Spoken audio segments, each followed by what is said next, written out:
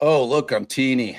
What's up? Welcome to Defense Diaries. I'm your host, Bob Mata, and I'm going to kill some time until my wife is ready to come on board with me. What's up, party people? Happy to see you. We have been stalling on covering these two interviews. We're not going to do both tonight. We're going to do them in two separate installments. Tonight, we're obviously going to do the first one that took place in October 2022. I think it was the 13th of October to be exact.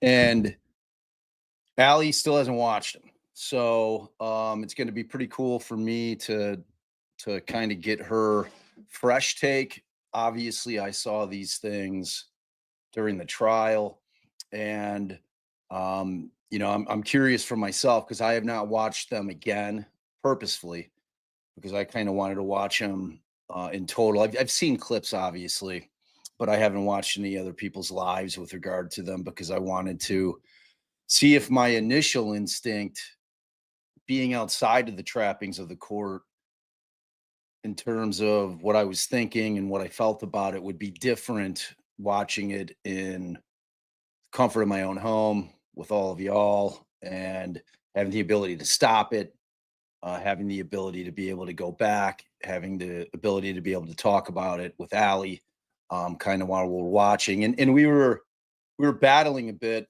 about whether or not we wanted to kind of run it straight through in order just to kind of have the flow of the interview slash interrogation, whatever you want to call it, kind of go uninterrupted. And she'll be here. She'll be here. She's getting ready. Were you late, Mandy? Were you a little late, girl? All right. She's doing some last minute things. Like I had a panic dinner cook, finished, wolfed my dinner down, was done at 7:57, ran up here. So left the family at the table to come back to the salt mines, baby, to get it done tonight. So but I think I've landed on the concept of, to go back to what I was talking about, of probably interrupting it. Like if Allie hits a certain point where she wants me to stop, I'm going to give her some kind of signal. The Carol Burnett ear tug for you old heads. I don't know what the new is, but we'll figure out some kind of sign so that we're not talking over what's said. The sound's not phenomenal. If you've watched interrogations, it's your typical, you know, interrogation room sound. It's certainly not going to be studio quality. So, but you can make out what's said. I found that is definitely the case. And I'm curious, how many of you guys have already watched these coming in? Give me a show of hands. Just give me the little like hand emoji if you guys have already watched it. I'll be curious. I know that I know that some of my friends with channels have watched them. But I'm like, you know, I'm anxious to see what Allison's take is on it. And so for the next one, when we're gonna do it next week. I originally tried to get Joe Jackalone on because I wanted a cop on. Excuse me, y'all. I wanted a cop on with me. Joe was like, you know what? Like I'm more up to date on, kind of Lisk, Gilgo Beach. I was like, yeah, I know that's true. And he gave me the name of a former Fed named Scott Duffy, um, who, if you look him up, dude's legit. He's going to come on with us next Thursday and he's going to watch it. He says he's seen like bits and pieces, 10 minutes of it. And he asked me, he's like, do you want me to watch it ahead of time? I said, frankly, I think I'd prefer to have you watch it at first blush with us. And going into that, I'm just telling you, I have no idea where Scott sits on this thing. Scott could think Alan is as guilty as all hell. I don't know. This isn't an echo chamber. I've told you guys that a million times. I mean, we're all allowed to feel how we can feel and how we want to feel and how we do feel.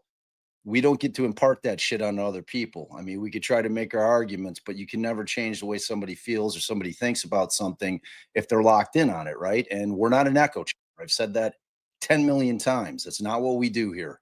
So I'm anxious to see what Scott's going to tell us. He'll give us all the read technique stuff. And, I'm dying to know what he has to say, one way or the other, good, bad, or indifferent. I obviously believe that Richard Allen is innocent. I believe that he did not get a fair trial. I'm clear about that. That does not mean that Scott's going to feel that way at all. So, I just want everybody in the chat, when you come and watch that, to act like adults. I've had people on for various things that don't agree with you guys in the chat. Just keep it civil. Just keep it civil. You don't have to name call. That's childish. We're all adults. At least you're supposed to be. You're supposed to be adults when you're watching this channel and act accordingly. That's all. It's simple. It's simple. For as much shit as people give me on the other sides of cases, and I never fall prey. I always take the high road. Always. It's super simple to do. It just is. It just is. Because if somebody doesn't have something intelligent to say to Can you, you hear me? I can hear you like $1,000,000. You got to switch us to this, baby cakes. Oh, Oh, what's up, girl? All right, so I was hi. killing time per your instructions. Hey, what's up, gorgeous? Hey, babe. Hi, babe. All right, so you want to do, so I was kind of telling everybody the way that this plan's going to go and how we're going to work this thing, and that, we're going to go through the first one. I have made the executive decision that I am going to, if you want me to stop in places, you're going to, what signal do you want to give me? Do you want to do this guy? Do you want to do the ear tug? You want to give me the pig nose? All right. I don't know. I'll just go But we like don't want that, Mandy. like We're that. converting this into a podcast, like a traditional podcast. So no sound effects tonight, Mandy, please. Oh, she's got you Get on them out lockdown. now. Better get them out of your Yeah. system now. Get them Better out of your get them system. out of your system now. But I think it'll be better if we stop when you have something that you want to say about something. I think we should stop when either of us want to say something, give a point of view. Are you on the ether or are you on Wi-Fi? Both, because I was rushing. No, you can't be on both. You just have to turn off the Wi-Fi. It. Okay. Yeah, if you're getting the Wi-Fi signal, you're on the Wi-Fi. She gone. She'll be back though. We lost her for a second, but I promise she'll be back. We're sorry. All circuits are busy. Please try again. Exactly. Get them out, Mandy. You're doing great. You're doing great. There she is. Are you on your ether now? I'm solely ether now, yeah. Okay. You look a little fuzzy to me. I don't know why. You don't look crisp yet. Maybe your Ethernet's like warming up. Is that how that shit works? All right. Enough of the nonsense. So give me a sign. Like what I don't want to happen is I don't want you to start talking like so that I'm having to rewind this thing all the time. I got you. I told you I'm gonna go like Give it like that's your high. That. Yeah. All right. I mean, it doesn't offend me, baby. You know that. All right. So I'm going to do the traditional opening, okay, and then we'll pull it up. And do you if you have anything that you want to say, kind of initially, I'll kind of intro what we're going to do. Yeah. For sure. Okay. All right. You ready? 3, 2, 1. Welcome to the docket, presented by Defense Diaries. I am your host, Bob Mata, and this is our continuing coverage of the people of the state of Indiana versus Richard M. Allen. And I am once again joined by my beautiful and brilliant co-host, Allie. What's up, girl? Hey, babe. Hey, y'all. So what we're doing tonight, babe, is we are going to be reviewing in its entirety the exhibit that was shown at trial, which was the interview/interrogation of Richard Allen, which took place back in October of 2022, October 13th to be exact. This was the first actual interrogation. As we know, he had a conversation with Doolin early on when he told them that he was out at the bridge that day. And this is years later, after they found that missing file with his statement in it. And this is going to be your first watching of it. They've been out for a couple weeks now, released by the courts, and you have now watched it, correct? I have not watched it. I wanted to save it for this listen with Okay. our people. Yeah. So, all right. Oh, and I was going to say, babe, maybe one other thing that we can think about doing, because as we talked off pod about, um, you know, not speaking while it's playing, if there's a good downtime, maybe it'll be a good place to stop, and then you can say something as like, You mean if there's like kind of a natural stopping point in the interview? yes. Yeah. Yeah, for sure. For sure. And I mean, I think you're going to probably want to stop right away, just in terms of kind of general propositions. I'm not going to give the speech that I'll probably end up giving 5 minutes into this thing that I've given probably 10,000 times on this channel. And I'm sure that if you are subs to our channel, you can guess what that's going to be. So, all right. And you guys, let me know if you can hear this. Let me know if you can hear it, Allie. I don't know. I think that I can probably boost it a little bit. I tried to have Darren fix the sound on it, and it sounds robotic. I don't know what it is. He says that there's a better, he's got a better tool that I have to pay for. It's not cheap, that will help with that kind of thing. But let's see if we can power through. See you later, Richard. Thank you. I don't know if I gave you one of my cards. There it is. I did. I think you did. I probably set it down. Oh, sorry. There you are. So the reason we Maybe he can edit this part out. So is this the thing he tweaked, or did you just use the original? Because it sounds kind of robotic to me. I don't know. Is this the original or Darren enhanced? This is the original. This is the Okay. original. All right. I found what he'd sent me to be Worse. almost too hard to listen to. It's very strange sounding. It doesn't sound natural.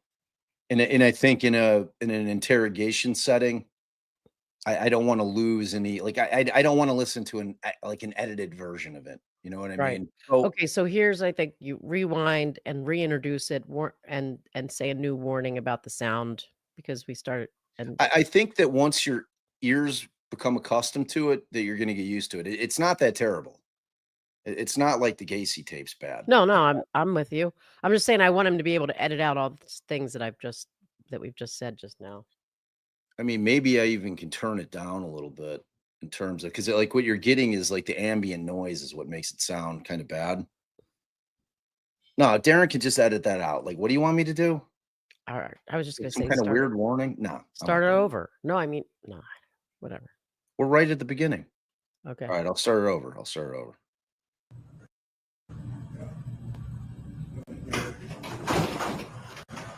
yeah, great. See you later, Richard. Thank you. I don't know if I gave you one of my cards. There it is. I think you did. I probably stuck it down. Oh, sorry, there you are. So the reason we wanted to talk to you is about the County Libby case. And appreciate your time in doing that. And as a formality, before we talk to anybody about these things, I want to make sure you understand you're not under arrest or anything like that, okay? And the door here is open. You can leave anytime you want. I'd be glad to give you a ride back or whatever. Okay. So yeah, I just wanted our listeners to know that at that point, Richard Allen pretended to stand up and leave jokingly and then laughed, and then everybody had a giggle. Well, yeah, but that wasn't what I was talking about. So they're telling him that he's free to leave. They're telling him that he's not under arrest. What they haven't done yet is give him any Mirandas. So And that's a typical police ploy, for two reasons. Well, primarily for one reason only, to avoid having to give somebody their Miranda rights. So they do that so that a lawyer, because they know what the courts have said the elements are for determining whether someone is in custody. Did the person feel as though they were free to leave? So they still put you in a setting where you don't really feel free to leave, and then they tell you how you're free to leave. So I'm not surprised that following that, they did not give him his Miranda warnings during this interview. All right, let's keep going. So, but we need to make sure that we go cover a formality here, and I'm going to get to the page here where it's at. This is a Miranda warning. So before we ask any questions, you need to understand your rights. You have the right to remain silent. Anything you say can be used against you in court. You have the right to talk to a lawyer for advice before we ask any questions and have it with you during questioning. If you cannot afford a lawyer, we'll be appointed for you before any question if you wish. If you decide to answer questions now without a lawyer present, you have the right to stop answering anytime. You also have the right to stop answering anytime you talk to a lawyer. Like I said, you're not under arrest, so just want to make sure you understand those rights. Down here at the bottom, it says, I read this statement of our rights and understand our rights. I do not want a lawyer at this time, and I understand what I am doing. No promises or threats have been made to me, no pressure or coercion of any kind has been used against me.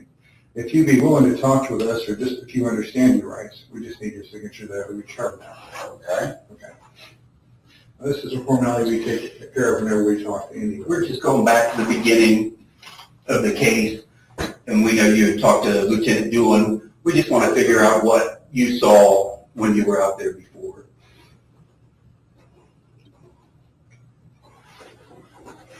Great, wonderful. So that being said, I had mentioned 2 and then went with 1. So in this situation, since they did follow up with giving him his Miranda warnings, their entire point of saying that was to still make him feel as though we're only interviewing you as a witness, not a suspect. This is just a technicality. You're not under arrest. You're free to leave.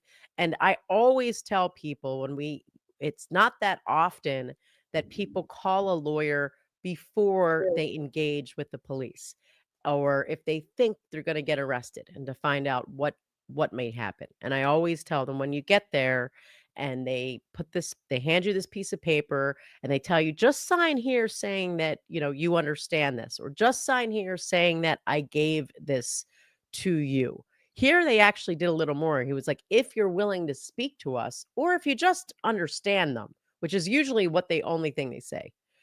Please sign here. And I tell people, take that pen and write down, I demand a lawyer, and then sign it. So now you can see, and how can you see the picture? Can you see his facial expressions much or not too much? I can blow it up so that I can actually, but it's a little blurry, but I'm zoomed in on him now. Because when you think about a situation like this, we're 5 years into this investigation, they haven't made an arrest, and they call him back in. Shit's brewing over at his place right around this time. So they call him in for this. You could tell his demeanor initially when he got the whole, he gets up and pretends to leave thing. You know, he's not feeling that he's being interrogated or that he's in for anything more than some maybe a general conversation, right? Yeah, he appears very relaxed, very nonchalant about the fact that he's there. Right. So as soon as they bust out the form, they tell him they're going to Mirandize him. You can see him raise his eyebrows. Okay, now the way that I try to look at these things when I'm watching an interrogation video is I'm always trying to crawl into the mind, especially in a case where I know what's going on with the defendant that's being interrogated. It's one thing if I'm watching, you know, a YouTube channel that just has random interrogations with people that I know nothing about, cases I know nothing about, you know, and I'm watching that just kind of like observing it without having any background. This is different, right? This, we know the background. We know that this investigation's been going 5 years. We know that they haven't ever talked to him other than the first time that he talked to Doolin. We know that he worked in town at a CVS. We know that he never left town. We know, like, all the things we know. And you watch this with one of two mindsets going in, which is interesting. You watch it either if you are going into this of the mindset that Richard Allen is innocent of this, you're watching a very different video than if you're watching it going into this believing that they got the right guy and the right guy is serving 130 years in prison, right? Like your mindset's completely different. You're looking for different things. You're looking for signs, if you believe that he's guilty, that point to his guilt. We're looking for things that point to his innocence. So it's a really interesting concept. And I'd suggest that everybody that's watching it with us out there, that you think about that yourself personally, you know, in terms of how you're looking at it. Do you have that filter, that bias that you're watching it through in terms of the way that you're watching it, the things that you're hearing, things that he's doing and saying, you know, or are you saying, oh, well, that's not something like an innocent person would say, or that's something that a guilty person would do? Like all those little body language signs, all the things that he says, you know, like we all know the body language stuff. Is he leaning forward? Is he closing up? Is he, you know, grabbing a part of his body and squeezing it? You know, like all the things that people like to think that they can read people's body language and tell guilt or innocence, or signs of it, or signs of stress, you know, those kind of things. So lifting the eyebrow, you know, raising both shoulders, raising one shoulder, the hands up or are they down, you know, all those kind of things. I don't pay those things much weight. I really kind of listen to the words, demeanor for sure. But in terms of where you guys are at while you're watching it, I want you to all think about that in terms of where you're at going into watching this video. And we'll see how it goes as it goes along. And again, I'm very curious to see. I had very strong feelings when I walked out of the courtroom immediately after they showed this first one, because there was a break and then we watched the second one. And I know how I felt when I walked out of the courtroom. Okay. Now, Tony brought up something that you had done when initially you had talked to Lieutenant Doolin. And according to Lieutenant Doolin, the information he got to you was that you were on the trail between 1:30 and 3:30. Does it make any sense? Okay. And that you had parked at the old Farm Bureau building. I think that may have been the old welfare office out there. Well, while at the Freedom Bridge, you saw three females and noted that one was taller and had black or brown long hair. This is basically what he had written down. Okay. And maybe even got some information about your phone or something like that. Oh, yeah. Okay, great. So now you understand everything. So I want to make sure that we just kind of get some information from you. We get started here off the bat. Today's date, which is Thursday. And today is is 10/13 of 22. What time do you have, Tony? 11:45. 10:45. And your full name is? Richard H-A-R-D. Matthew Allen. That's A-L-L-E-N. Mm-hmm. Okay, and how old are you now? 50 years old. Okay. Your date of birth?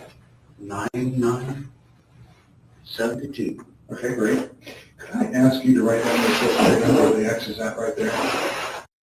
All right. So, and just for if you guys aren't aware, the two cops interviewing him are Steve Mullen and Tony Liggett, or Tony Liggett, whichever I call him Tony Liggett. Those are the two cops that are interviewing him.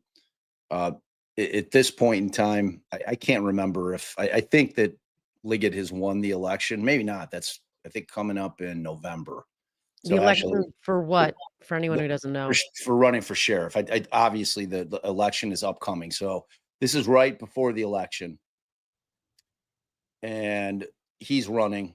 He ends up winning the election. Obviously, this arrest takes place a couple weeks later. Spearheading him into the headlines and the hearts of the people for solving this horrific crime. Yeah, the crime, the biggest crime in the history of Delphi and maybe of Indiana. So, and we're looking at this point, a 50-year-old Richard Allen. I'm in the 50-year-old club this year. I'm beyond that, actually. Just turned. No. Sorry. Hard to believe.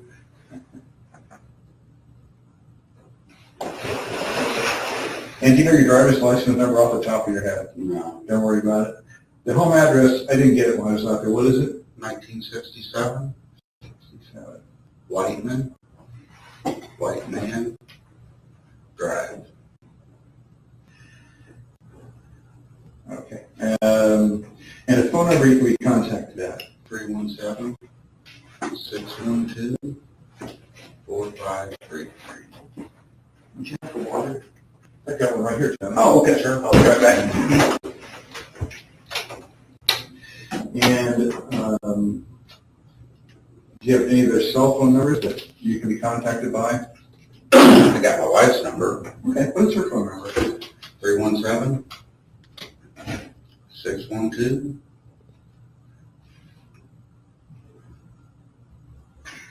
4753. Okay. Never dial numbers anymore. You don't, I know exactly what you're talking about. Yeah. Okay. And how long have you had that phone number? That's your 317 number? Have that one. Yes. No, that was it. I was trying to say is I hope that's not still her phone number. His? No. Hers, his wife's.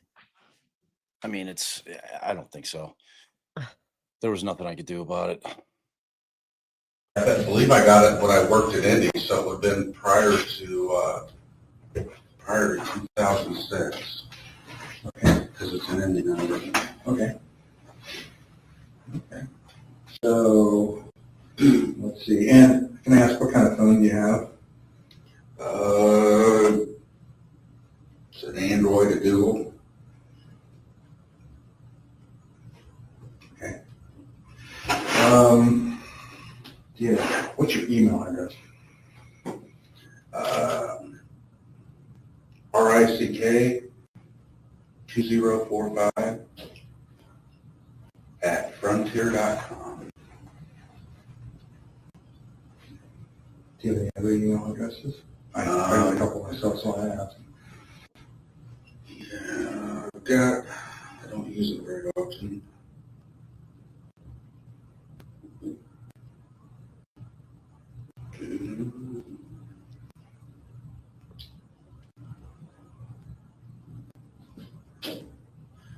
It's Foojacka, FOOJACKA 0 @gmail.com. And I had one at Yahoo at some point too, but I don't remember what it was. Okay, great. What kind of social media do applications do you use, like Facebook? Not at all? You have a Facebook account? Oh, my wife does, I don't. Sounds so familiar.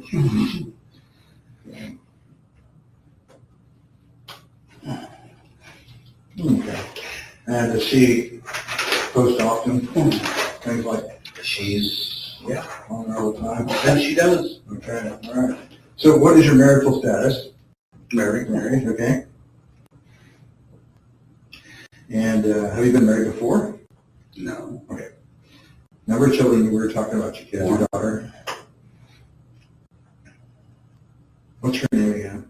Rick. Oh, my daughter. Rick Jr. No,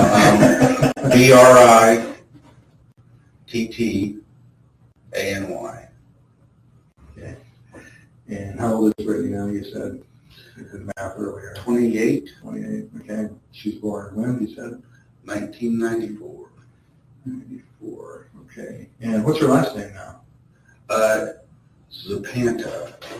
It's Zapanta. Okay. And any grandkids? No. And what's her husband's name? Is he from around here? He's originally from the Philippines, Oh, okay. but lived in Canada, and he's been here shortly before they got married, so around 16, maybe 15, 16, Okay. I don't know. They got married in 17. What's his name? Paulo, P-A-U-L-O. Okay. P-A-U-L-L? Oh, I put another one. P-A-U-L-O. I got it. Okay. All right. So, but he lived here for a while. So I never assumed Zapanta's being around here. No, not around You're here. not around here? No. Maybe somebody else? She was already up in Napanee when she met him. Oh, I see. Okay. All right. Graduated high school. Where at? North Miami.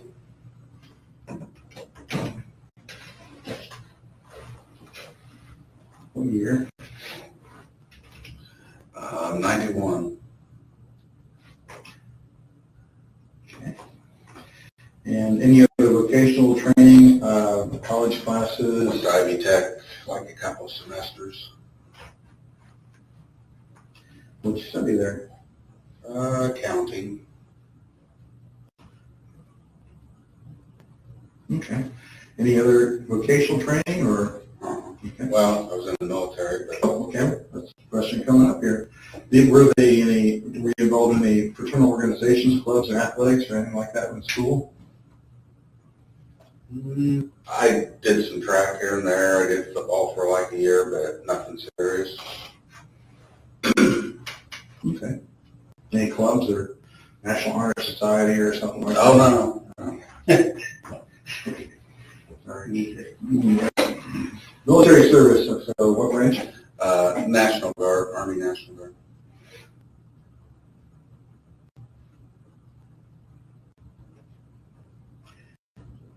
And what highest rank achieved? E5 sergeant. Okay. Mostly around here? Or No, it was in, I was born right, well, not born, but I lived in Mexico most of my life. Mexico, like in Indiana. Indiana, like in Miami. Yeah, you always get that. Yeah, Mexico, Puerto Denver. Yeah, Okay, all it was right. Mexico. Yeah, okay. But it was Peru was where I was in the National Guard at, sorry.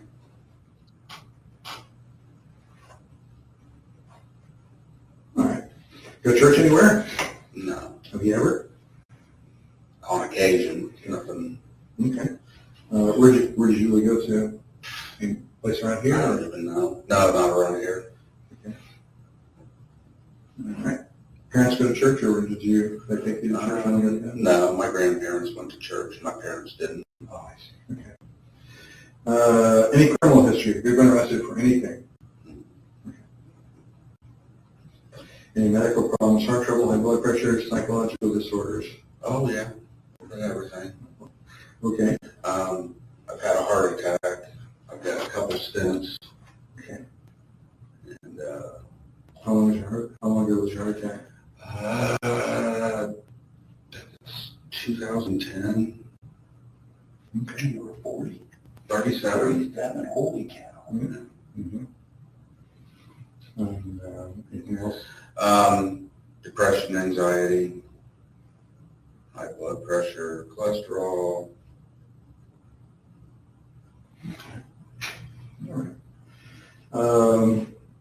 And you're working at CVS. So you said you've been there how many years? Since, well, not the one here, but with CVS since 2013. Okay. So you worked at another CVS somewhere? Yeah, I worked in Training Marion, I worked in Peru, and then I came to Delphi. I'm thinking 16, 17, 16. I've been there a while now. But you said you lived at your house out there since 2000. So you drive back and forth with those CVS? Yeah, I was leaving Walmart. Like I said, I spent 10 years with Walmart. I was actually a store manager at one point with Walmart. Chose to leave the company and do something different, and interviewed with CVS, and Peru was the district manager that I interviewed, but Peru was the furthest western store that he had, or closest to me. Mhm. So that's where I was going to be working, and it just didn't work out the way that I thought it was long term. I mean, I was there several years, but I wanted to, they had a training position, a managerial training position. I told them I didn't want to do that anymore. Mhm. Long story short, and put in the transfer back, and like I said, I'm 16, I'm going to say around 16, 17, somewhere. All right. Well, managing is kind of hard sometimes, I understand. Is there a particular reason why you didn't stay in management, or? Tired of it, the bureaucracy. So I think the reason that I can't tell if the one officer's actually reading from like a paperwork that's telling him what questions to ask about any vocational training and things like that. I've never seen an interview where they went this in depth with like their background, and I think they're doing this for a couple reasons. One is to make him feel very comfortable, get him talking, and to see how they'd love to be able to say he was real willing and able to talk when I was asking him about, what he did growing up and his background. But as soon as I started asking questions about this, his demeanor changed. He got quiet. He wouldn't answer. He gave short answers. Um, I was at first thinking, what's all these questions about church? Like, is this some weird Indiana thing? And then looking at the chat, I was reminded, well, they probably want to know if he's an Odinist, if anyone in his family is an Odinist. So that maybe those religious type questions were geared at trying to figure that out. Or, I know there's areas that they're just more religious, so that's like a huge thing. Um, what other reasons can you think of, babe, for these kind of like a very long amount of questions on where he went to high school and if he was, what groups he was in high school? Well, I think at the forefront, I mean, have an understanding that these two cops sitting in here think they have their guy at this point in time. So at the onset of this interview, they are interviewing him believing that they have solved the case. In terms of kind of these just seemingly intrusive background questions, I think what they're trying to do is continue to make him feel comfortable by talking about himself quite a bit. Just asking some, even though they're intrusive, they're certainly not accusatory type questions. They're trying to build that rapport. Remember, I mean, this is a read technique. Now, when we get to the Holman interview, Holman has a very different style of read technique than Mullen does. Mullen's the way more laid back cop. Liggett barely asks any questions. He just kind of sits there. I mean, he gets into it some as we progress, if I remember correctly. But I think that they're just trying to make him feel comfortable. Now, it's interesting. because I think a lot of people would feel that these questions are so intrusive that it would be off-putting to you sitting in that room. Now, I don't know how many people out there listening or watching have ever been interrogated by the police, but it is a very uncomfortable situation, no matter what the circumstances. Now, I have said this a million times during the course of our podcast. You never, under any circumstances, sit down in a police station when you've been invited there and start talking to cops without a lawyer, period. Innocent, guilty, whatever the case may be, you never sit in a room. If you were a citizen of this country, you never sit in a room with law enforcement and start answering their questions. If they have invited you to their home, being the police station, this isn't going to be just a casual conversation. If you're like a lay witness or they're just trying to get some information, they'll come by your house and knock on your door. And even if they have you in, they're surely not reading you your Miranda rights. Every part of this, Rick Allen, from the minute that they pulled out that sheet, should have been saying, I want a lawyer.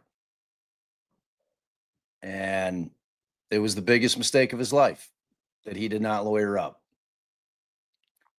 Now, what I found interesting, what I did not know coming in, maybe it was out there, but I did not know that he had suffered from a heart attack. I did not know that he had stents in. I did not know that he had high blood pressure. I did not know that he had anxiety and depression that long preceded the crimes. Now, that part I didn't get until trial, but I think by the time we watched this, I think that had become knowledge through the trial that he had been suffering from anxiety and depression from childhood. This has been long-standing psychological issues for him. But the physical ailment, the heart issues, I found to be very interesting. And babe, can you remind our listeners what brought him to the police station, how to get there, what transpired just before this?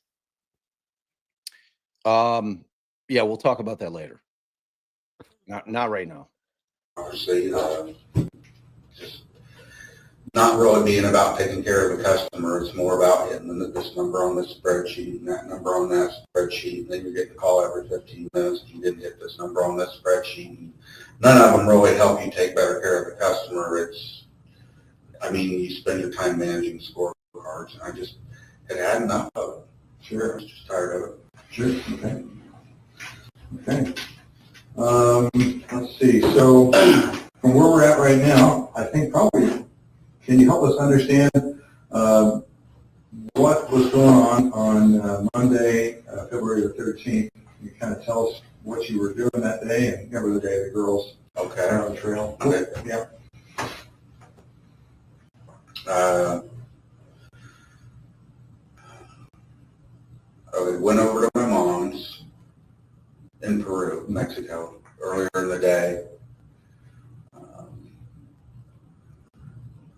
I think my mom had hip surgery back then or something, but regardless, my wife was working, so I went over there and spent the day, I spent the morning with them. My sisters come over and they were going to go eat lunch and stuff, and I wasn't about that, so I went home. And I remember it was a fairly warm day, or warmer than normal, so I think I just put a jacket on and went back out to the trails. Usually when we go, we walk down to High Bridge and walk back and walk down the other side and come back. It wasn't a ritual, but I remember walking down to the bridge. The times, I left my mom's, it was probably around 11:15.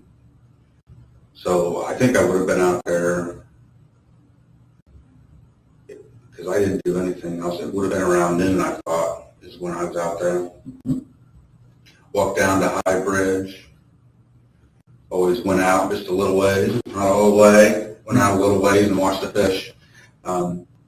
See if I see any fish down there because I like fishing. And walked back and sat on the, when you turn around and go down the other fork, there's a bench that overlooks it. And sat there for a few minutes and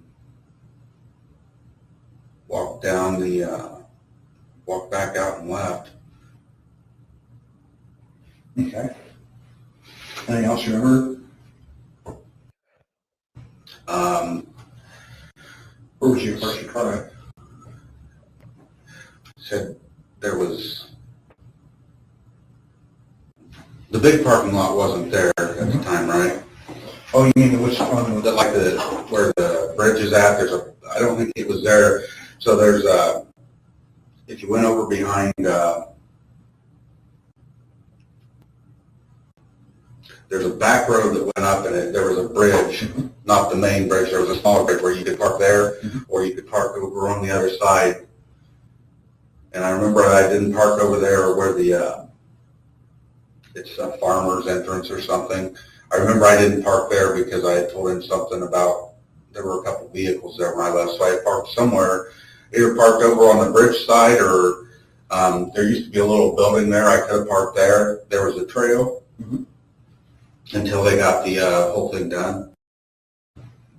Okay. When you're talking about the bridge, just so I'm clear, you're talking about that big blue bridge, the Freedom Bridge or whatever that goes over the highway? Well, that's the big blue bridge, but before that was there was a, if you're going out of town, you would take the road that I think is where the park is. It veers off, it winds off this way, and there's a road. The first road you come, well, I don't know if it's the first road, but there's a road that takes off to the right, and there's houses, and then it just kind of turns into a lane. And there was a small bridge up there before. I mean, I think it's still there. If you were Like the one, okay, so you're talking about the one-lane bridge kind of that goes it over would the have street? been it wasn't used. It wasn't a bridge that was used, I guess is what I'm saying. It was just, there was a parking area up there that you could park in. Okay. And that's where that's where quite a few people would park before they, I mean, now there's a nice parking space, but before it was either you parked there or you parked over in the farmer's thing. And I mean, at one point they had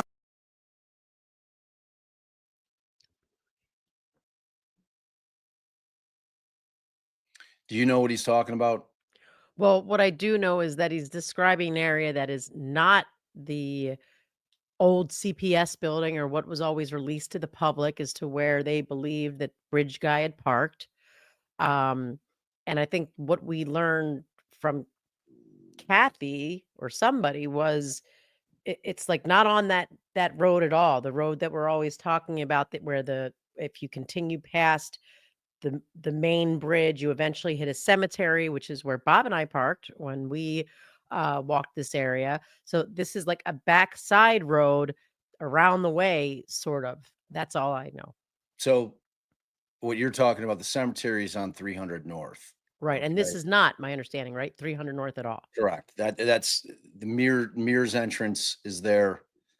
The old CPS building, when you walk out, if you remember when we were out at the bridge, so the parking lot that he's talking about, the newer parking lot, that's where you backed into the sign and left that damage on my car. That's I where know. we parked on the opposite side before you get to the trails. That is the parking lot that he is discussing that he didn't park because there were cars in there. Where he's talking about now, I went out, I had Kathy Allen bring me out to describe exactly where they parked and what he's talking about, and I know exactly where he parked. I know exactly where he parked. It wasn't the old CPS building.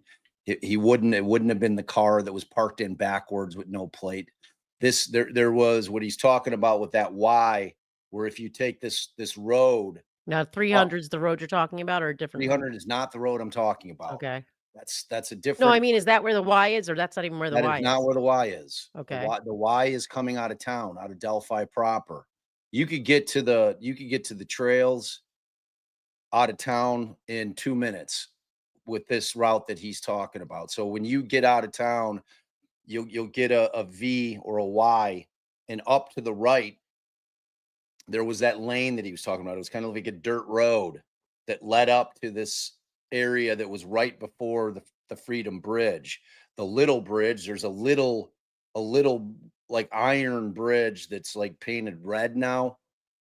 And right across from that, there's a little area where like 2 or 3 cars could park. That was at the end of that lane that you would drive straight through town and straight up there, and then you'd cross Freedom Bridge, and then you're at the trailhead.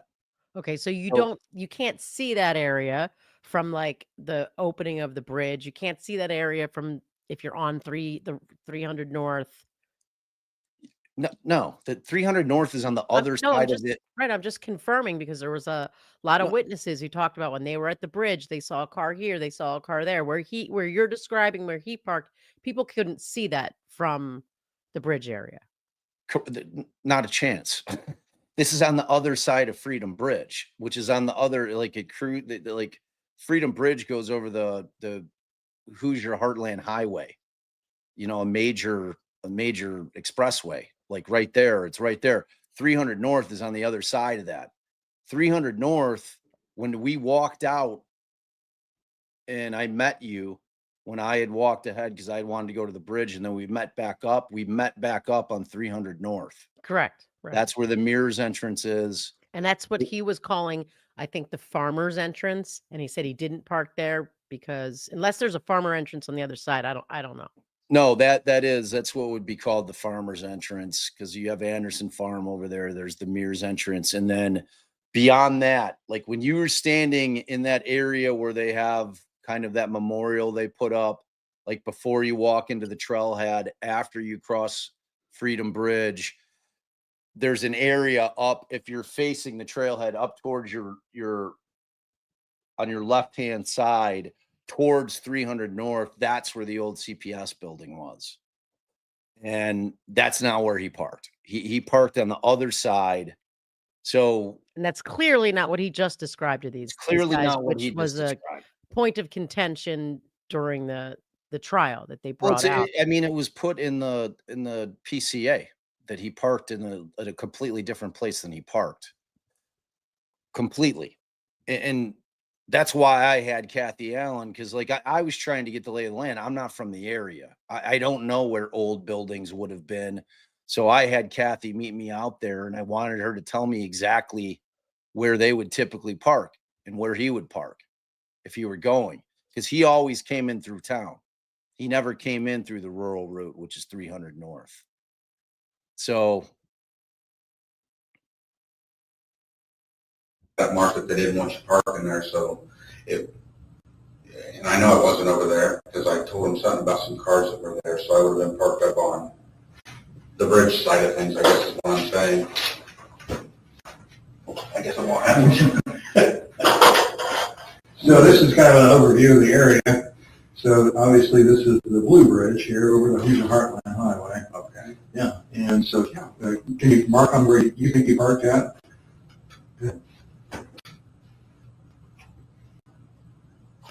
Show me the Blue Bridge again. Blue Bridge, here's the Hoosier Heartland Highway. Here's Main Street. The road that comes out from downtown goes out into Heartland. And here's the Andersons. I think that's going to be their fertilizer plant. And then there's the, So that's the Blue Bridge. I mean, it's right there. It would have been over here somewhere probably. well, that's one of the parking areas. Okay, and then they used Or it would have been, there was a old building somewhere over. this map was taken back when the building was still there. And this is the building that was on the bridge, the trail side of the bridge. Okay. So down up You here. went this way, I think you went down this way and Mhm. like went in an underpass or something? Yep, that's right. And then there's a building right there, if you can see it. Okay. So it would have either been there or there. Okay, all right, very good. Which way do you think you would have traveled to get to this building that particular day? Remember?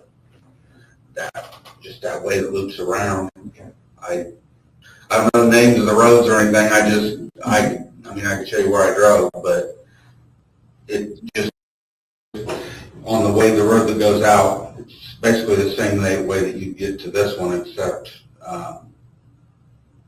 no, it's further up. And you go down and it like comes down and goes around somewhere and comes over on the other side. Okay, very good, okay. Was it ever an occasion where you might have gone to the park another way? Did you go out here very often, I should ask? Not like I would say often. I mean, we go out, we may go once a month, we may go twice in 1 week. I mean, it was just kind of one of those where when we felt like walking the trail, we'd go. Mm-hmm. I mean, I would say we visited it regularly. Mm-hmm. During the summer months, we didn't really go out there much. In the winter, we may have gone out a time or two. But Right, okay. So was it ever something, was there ever a time that you guys took another path to get out there besides going around this way, or do you remember anything like that? I think there's a way if you go past where you park the farmer's entrance that I was telling you I about. think it's down here. There's an entrance across from a residence that's a farmhouse. Mm-hmm. Does that make any sense? Okay, yeah. Okay. I mean, I know that there's a way that winds around, and you can eventually get back to 200 or whatever road it is. We're off of 200 North, I think it is. Mm-hmm. It comes out somewhere down there, but we only did that. I think we found that by accident one time. We thought we'd go that way and try to get back, and it was we eventually came out that way somewhere. Mm-hmm. Okay. But no, I wouldn't. If we were going to go there, we would go down through town and. Okay. Good to know. All right. So let's talk more about what you remember doing then. So the significance of that is that this video, alleged video, I mean, we've only seen still photographs. For some reason, they didn't get the whole video. Like, we weren't shown the video in court. We were just shown the still photographs of this car from a great distance that they're claiming is Rick Allen's car. That can only have been his car if he would have driven down 300. And that part of the interview right there, he tells you they never drove. When he's talking about he's talking about him and Kathy, that when they would go out to the trails, they never took 300. He always drove through town. That way that I'm telling you that, you hit that Y or that V. These days they have, when I was out there, they had 2 large boulders that were there so that you could not take that route anymore. Because when you would take that route, you'd see there were 2, maybe 3 houses on your left-hand side as you were heading up that lane towards where the beginning of Freedom Bridge is, on the opposite side of where the trails are, across the Hoosier Heartland Highway.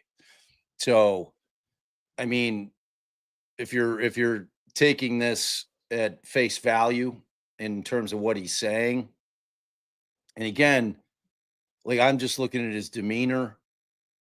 I mean, I always try to think of this. I'm like, okay, if he had done the crimes,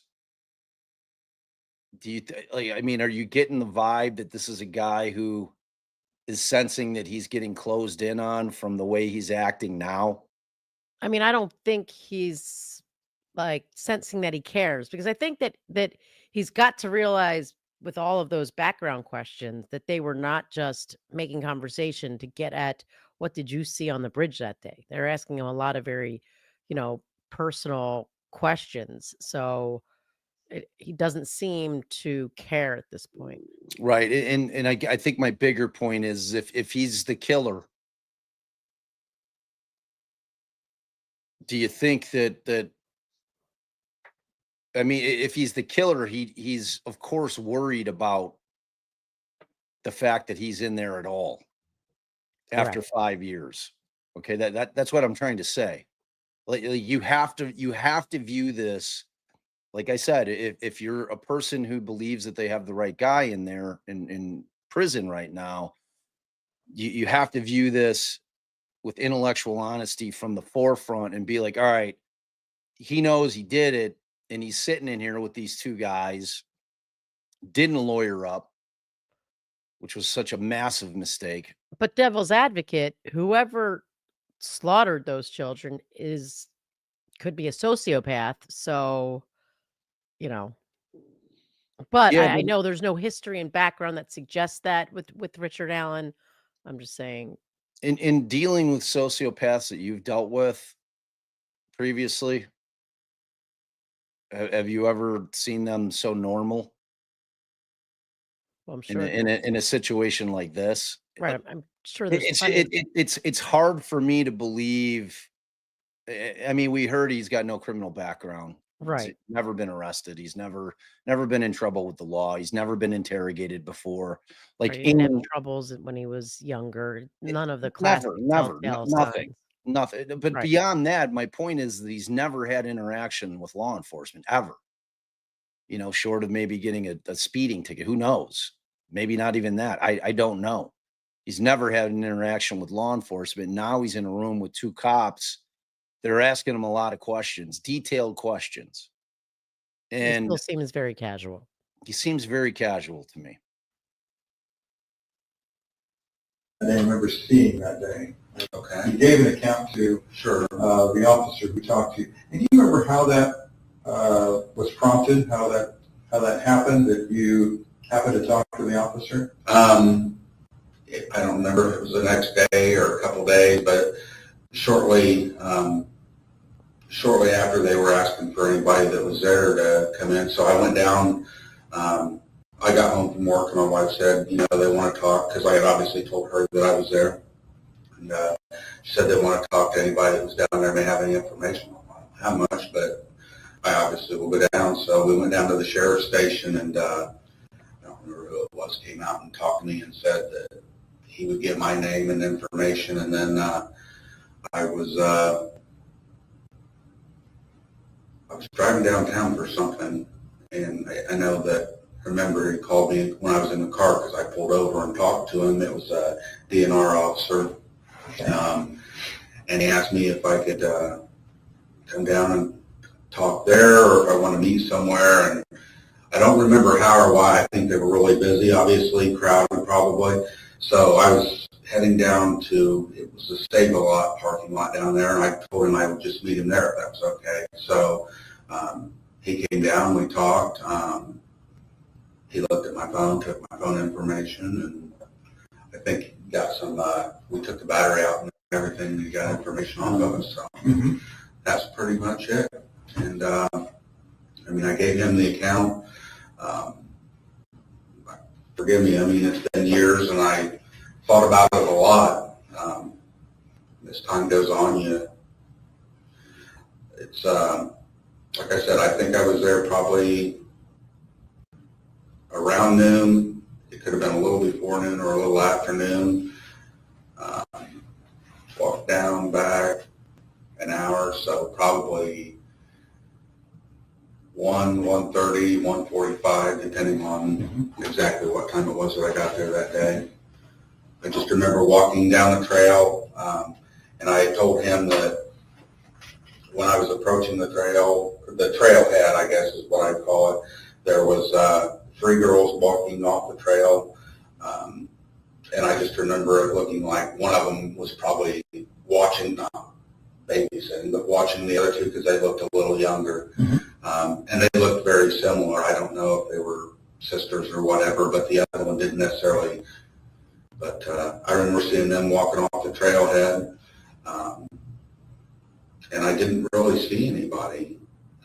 I walked down, like I said, I looked at the water, I walked back, and I sat, I mean, somebody could have walked behind me, I guess, but I sat on that bench that overlooks the creek bed and all that. And I remember telling him, when I left, I remember there being, I think there was 2 vehicles down there on that farmer's entrance that I told you about. And that's why I know I didn't park there, because obviously I wouldn't recall seeing cars there if I parked there. The farmer's interest, are we still talking about this area here, or is there some other location here? There's a pull-in, like right next to the trail is all I can tell you. There's a pull-in right next to the trail, and a trail actually leads up to the trail. Yeah, it's hard to see from here, but I think right This is what's called the old Mears. Probably. There was a farmhouse across from it is all I knew. Right. And it was like I guess it looked like where you take farm equipment in and out or something, but I know at one point they flagged it that it said no parking, so we didn't park there for a period of time, but Did you ever park there before when you went? Yeah. A lot of times you did? Okay. I mean, we used to when it wasn't marked. Mhm. We did a cleanup down there one time I brought a bunch of Walmart people, kind of a community engagement thing. We did a cleanup down there. It's the year that they tore down. We tore down that, if you go down, not the High Bridge way, but that one where I sit on the bench. Yeah. That I was telling you about. If you go down that hill, there used to be a little shed, a little shack down there, and they tore that, and we were there that day that we tore that down. Okay. Now, you guys did that with Walmart. Was that a local Walmart you worked at? Lafayette. Lafayette, Yeah. okay. One on Commerce or the one out on Commerce. Okay, all right. So, you guys came up and did that. Do you know when that was? Oh, Lord, no. Well, Was it before or after this? 2006, it would have been, Way before. I wasn't even with, it was what, 17? Yep. When the girls were out there. 13, 17. I wasn't even with Walmart at the time. I would have already been with CVS, yeah. Okay, so sometime in the, Yeah, it would have been way before. I mean, I went to CVS in, what did I say, 13, so it would have had to been before 13. okay. So you were out there then working on the trails? I'm going to say a lot earlier than that because I worked in Chicago, south of Chicago, for a couple of my last years with Walmart when I was actually running that store. So probably around 9, 10 maybe. Okay, all right, somewhere around there. So you were working out there in trails. Had you been familiar with the trails before then? Was there a time that you had been out trails before that? We had walked, after we moved to Delphi, I mean, we started experimenting. I mean, there were trails that we didn't know were there, but, you hear about one and you'd go, and I'm sure by that point, well, obviously I know by that point I knew about them because that's how I don't know how I got associated with the Dan something or other that runs the Erie, I think it was Dan, run like the Erie Canal thing, Mm-hmm. and McCain. McCain? Yeah, okay. I don't remember how I became acquainted with him, but I asked him, because at Walmart, as a leader, they always want you to be involved in the community. And I mean, it's a good thing, Sure. but you can also give money to, because we brought so many people out for that event for a day, we had so many hours, and we were able to donate money because of that from Walmart to the Erie Canal Foundation or whatever. So we worked, I guess the question is, yeah, I had been on the trails before that day. And we also worked out at the Carrollton Bridge that day. There's a tow path or something. We cleaned up some stuff along there too. Oh, okay, yeah, makes sense. All right, well, that's good. So, I sat there for a few minutes and left, and like I said, there were a couple vehicles. I may have told him the exact makes, I'm not sure. I just remember one was like a sedan, and I think maybe one was an SUV, I'm not sure. Mhm. Have to look back at what I said that when I interviewed with him. And that was at you call it farmer's entrance, those cars were at the farmer's entrance? Yes, sir. Okay. What about where you parked? Were there any other vehicles? I know there were no vehicles where I parked because I don't remember telling him. I mean, if he asked, I didn't see anything there that day. Okay. Okay. A lot of people would park at that farmer's entrance because I'm thinking that was probably when they didn't really want you parking there, and that's probably why I didn't park there. But it's much closer to the trails, so a lot of people like to park there. You walk in and you're actually like halfway through the trail, so you can walk one way and the other and leave. But I know at one point, like I said, they didn't want you parking there, so we didn't. So back then, if you told, he said his report said old Farm Bureau building, so would that be? I never really knew what that building was. I just remember telling him there was a building there. And if that's where I told him I parked, then that's probably where I parked. Because we, like I said, we would either park, obviously the farmer's entrance was always the most convenient, but there was a bridge the small bridge before the blue bridge. I probably, if I got this right. This is Anderson's. Yes. So there was a little tiny, it used to be like a one-way bridge. It wasn't even a road anymore. Like, you could either go towards the blue bridge Or you drive under it too. Yeah, I think you ride. Now I follow. It wasn't, that parking lot wasn't there on the other side, so you didn't, but yeah, you would, you went, like I said, you take this road that forks off coming out of Delphi somewhere, Yeah. and then you take a right, and it's just a little road, and there's some people that live along it, but then at the end of the road, it goes up to this, like I said, there's like a parking area where people used to park. I think I know what you're talking I about. think you can't see it on here, but what you're describing Probably. is a road that leads up to this parking area that you're talking, it's out of the sight of that. See, at this point, they are desperately trying to get him on 300 North. I mean, like, they Yeah, it need- seems like he's describing a location that's not even on the map at this point. Well, he's describing the area that I'm describing, and it's not like the Mears entrances, but they desperately need him on 300 because as we progress through this video, they pull out the pictures and they start going at him saying, "This is your car." We like that's why they're working this angle so hard in terms of trying to get him on 300 North. And he's just, they desperately need him there. Like that is their thing in terms of, and also we heard where the discrepancy in the times that he gives was born.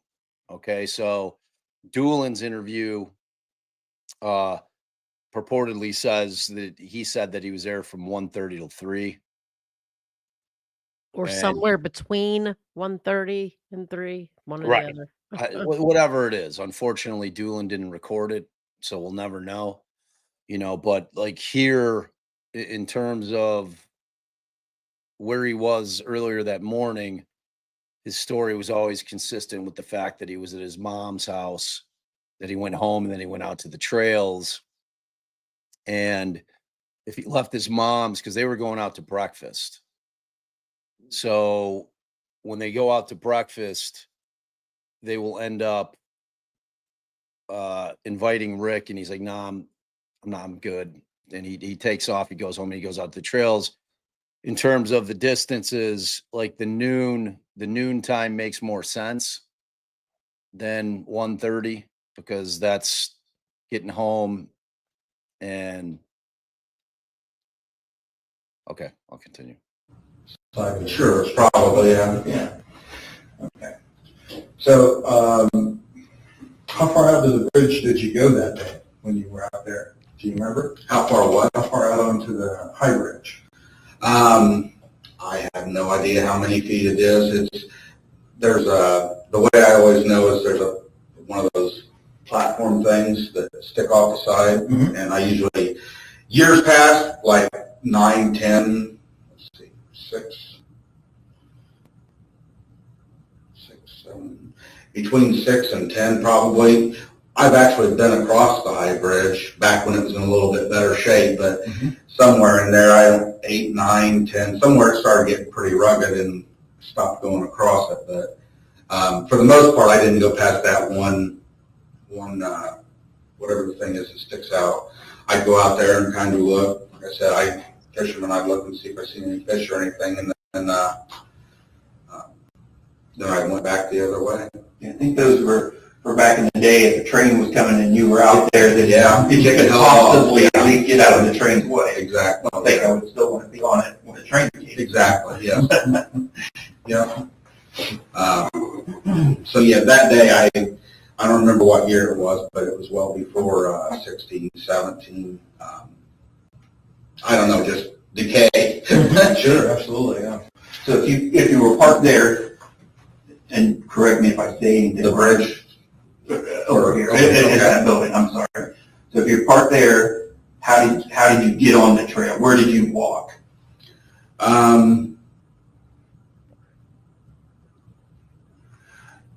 one point, you either walk down the road, but then at one point they had a trail there. Not a trail, I wouldn't even call it a trail. They had a gravel path that led to the new thing that they were doing. I call it the trailhead. When they started doing all that, there was a trail that would, I think it ran along the road. If I remember right, and then it just cut over to where the trailhead was at. You couldn't really park. I just remember where that path was at. You'd think you could park there, but it was no parking. So you had to walk. You either parked over here and just, it was actually closer if you went over here and you could just walk to the bridge that way. And if you went this way, it was a little bit further because you walked along the road to. So you would normally walk along the road, or was there a path that went? At one point, I think you walked along the road. Honestly, I don't even remember. Where's the trails here? That's why I said at some point, it was probably after they put that little pathway in that we even parked there. Uh-huh. I don't think we ever even used that until they put that path there, and it was just because it was the only way to get to trailhead from that side. And like I said, at one point, they didn't want you parking down here at this farmer thing, so they had put in a gravel path in, and you would park there. So you either parked over there, or you parked there and walked down the gravel path. And the path cut over to like where the trailhead thing is. Mm-hmm. So I guess what I'm saying is I don't know that we ever parked at that little building, whatever it was, until they laid that gravel path to it. I think we thought that was a new, I guess, designated parking area, and that's when we parked there once in a while. We'd still park over here once in a while. It just depended on which, and like I said, there was times when we'd park there on and off whenever they didn't have it posted. They didn't want you parking there. And we probably did a time or two when they did have it posted, but we didn't make a habit of it. So that car that was in your garage, would that have been what you drove out there that day? God. Let me think here. It would have either been that one or our gray Ford 500. We kind of switch vehicles back and forth. It's kind of because I've oftentimes worked further away from home, and when I was working in Peru, the car's what do I say? It's a 16. So prior to that, I'd had a little red Ford Focus, and our trucks we get our truck at like 4 o'clock in the morning. So on truck day, I'd be driving over to Peru at like 3 o'clock in the morning. And one day I was driving, I was tired. I mean, there's often times you'd be tired, but this day I was just so tired, like to the point I almost and should have just pulled over. But I made it over there, and I turned off. Didn't take the highway all the way up. I took the turn off that takes you into the back way to Peru, and made it all the way in town. And literally, I fell asleep. And I woke up when my airbag went off. I veered off the road and hit a SUV parked on the side of the road. And literally, that's when I woke up. Like, I didn't even know.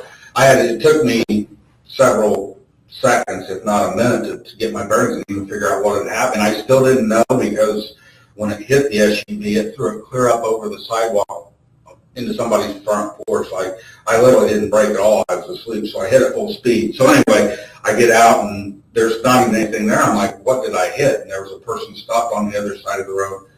Anyway, long story short, they called the police, blah, blah, blah, and I had to get, and that's when I bought that black car. Mm-hmm. The black car being the 16?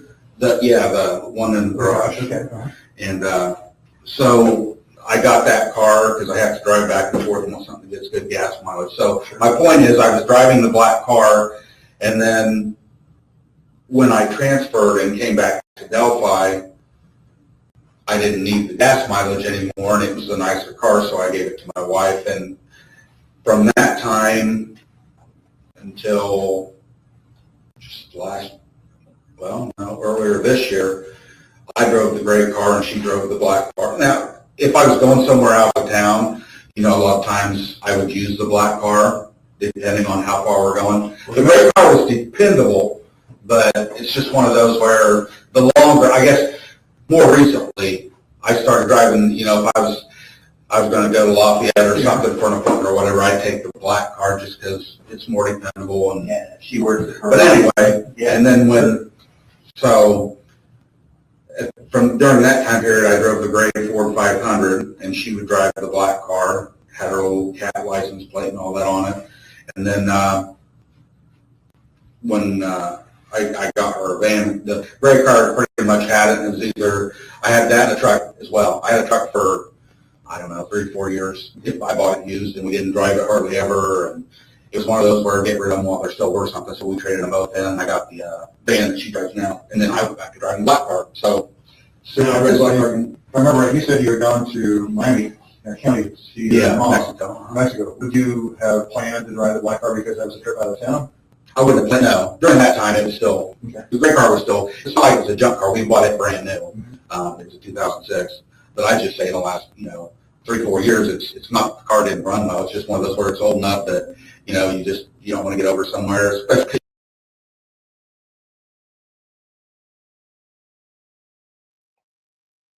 If I give you a signal like that, you can wait until there's a good time to hit pause. So I'm just saying, let's assume that they were interviewing the perpetrator. You know what car you don't want to say you were driving. And to me, this honestly feels like someone trying to honestly remember what car they were driving, to honestly tell them when he drove which cars and figure it out. He's like really thinking about it. And if you are the guy, you're not doing that. You're just saying I was driving the other car. You know what I mean? So, and he honestly does seem to be like trying to recall memories. So this screams, and obviously, yes, I believe this man is innocent. So my own biases may be here, but this screams, this guy is not concerned about these questions, where he parked, where he didn't park, what he was driving, when he was driving. Well, yeah, and Not beyond faking me, trying to remember, to me. and the problem for them is that Doolin didn't ask him at the time what he was driving, where he parked. He didn't ask him, or I don't think he asked him what he was driving. At least I think he may have asked him where he parked. But it sounds to me like he was driving the gray Ford 500. That's what I was thinking. Because Kathy, the Ford Focus was Kathy's car, unless he said he was driving like he had to drive a distance. And that's later. That's later than 2017. Remember, this is taking place in 2022. So 5 years have passed. Right. Still got the Ford Focus, still got the gray Ford. So I mean, at that point in time, Kathy's car was the Focus and his was the 500. Right. So why would she be driving the 500 to work? Right. Because usually if I am driving it, But again, they need him in the Ford Focus driving down 300 North. because she's at work and I don't want to end up having to get stranded somewhere. But that was more recently, so that's why I don't know which. It was either the gray or the black one that day. It could have been the black one, could have been the gray one. Makes sense. Okay. It was an 06 Ford 500. So then you get on the trails and you said you saw 3 girls. Where was it you saw the 3 girls? They were up around the trail. I didn't like to interact with them. It was up around the trailhead somewhere. So you helped Like I say they were leaving, yeah. Okay. I'm assuming they were leaving, or they came from down where those cars parked and they were going to go back that way. I don't know. Okay. And then, did you see anybody else when you were out there? Anybody that stand out? Nobody that stood out, I guess. If I did see somebody, it didn't click with me. And of course, my memory was a lot better when I talked to him that day. I don't remember seeing. Like I told him, there may have been somebody on the bridge or something when I was coming back through, but I didn't. The only ones that I really noticed seeing were the 3 girls. Okay. Because I was walking towards them, and they obviously stood out. And like I said, I remember it looked like an older girl with 2 younger girls. Okay. Just walking the trail. Okay. And I guess I just assumed that she was probably watching them or in charge of them or whatever. It was And kind if of you what I thought- felt like. Okay. If you thought you saw somebody when you were coming back through from the bridge, where they were on the bridge? I don't really remember seeing anybody that day, but I don't know. So if I did see somebody else, they didn't jump out to me or anything else. I don't, like I said, it could have been people down around the cars, but I don't remember. I just remember seeing a couple cars parked over there. Mm-hmm. Like I said, Dan and SUV or something like that. Okay. And then when you got back to your car, was there any other cars when you got back to your car? I don't think so. Well, no, because I would have thought through that now. Okay. We're just been mining. Do you know where you went afterwards, when you left there? Well, that day, I always watched the stock market and You know, trading stocks a little that was bit. something else that they remember the officer recorded, something about the stock markets. Tell us about that. I just had a individual trading account Mhm. with Daytech originally, and I think it was TD America, TD Ameritrade. I trade stocks, try to get rich, lose money. Did that work for you? On and off it did actually, but no, it worked really terribly there for a while, and I don't even do it anymore. So Okay. it's too much of a risk. So did you have a phone or a watch or something you were looking at the stock market on, or? I think so. I had a program on my phone to watch stocks. I don't remember So exactly you didn't keep a track? when and how long I had it, but yeah, I had a program that I could, depending on the reception you had, of course. If you didn't have any reception, that wouldn't work. And Was it fairly good out there that day? that's honestly, I think that's why I went home as quick as I did, because I wanted to get home and watch it on my computer with my stock tickers and all that stuff. So, because I remember what I remember doing that. That was like a hobby, I guess, for me, was watching the stock market and looking at charts and trying to predict what something's going to do and make money off of it. Yeah, that's way out of my league. Well, it was mine too. I just didn't realize it at the time. What were you wearing that day? I mean, you said you put on a jacket. You put on a jacket, and Blue jeans, and I'm sure I put on a jacket because I think it was still fairly cool that day. I don't think it was super warm. I would have put on a jacket. I don't know. Remember what kind of jacket Probably you had back jeans. then? I mean, I've had Carhartt jackets over the years.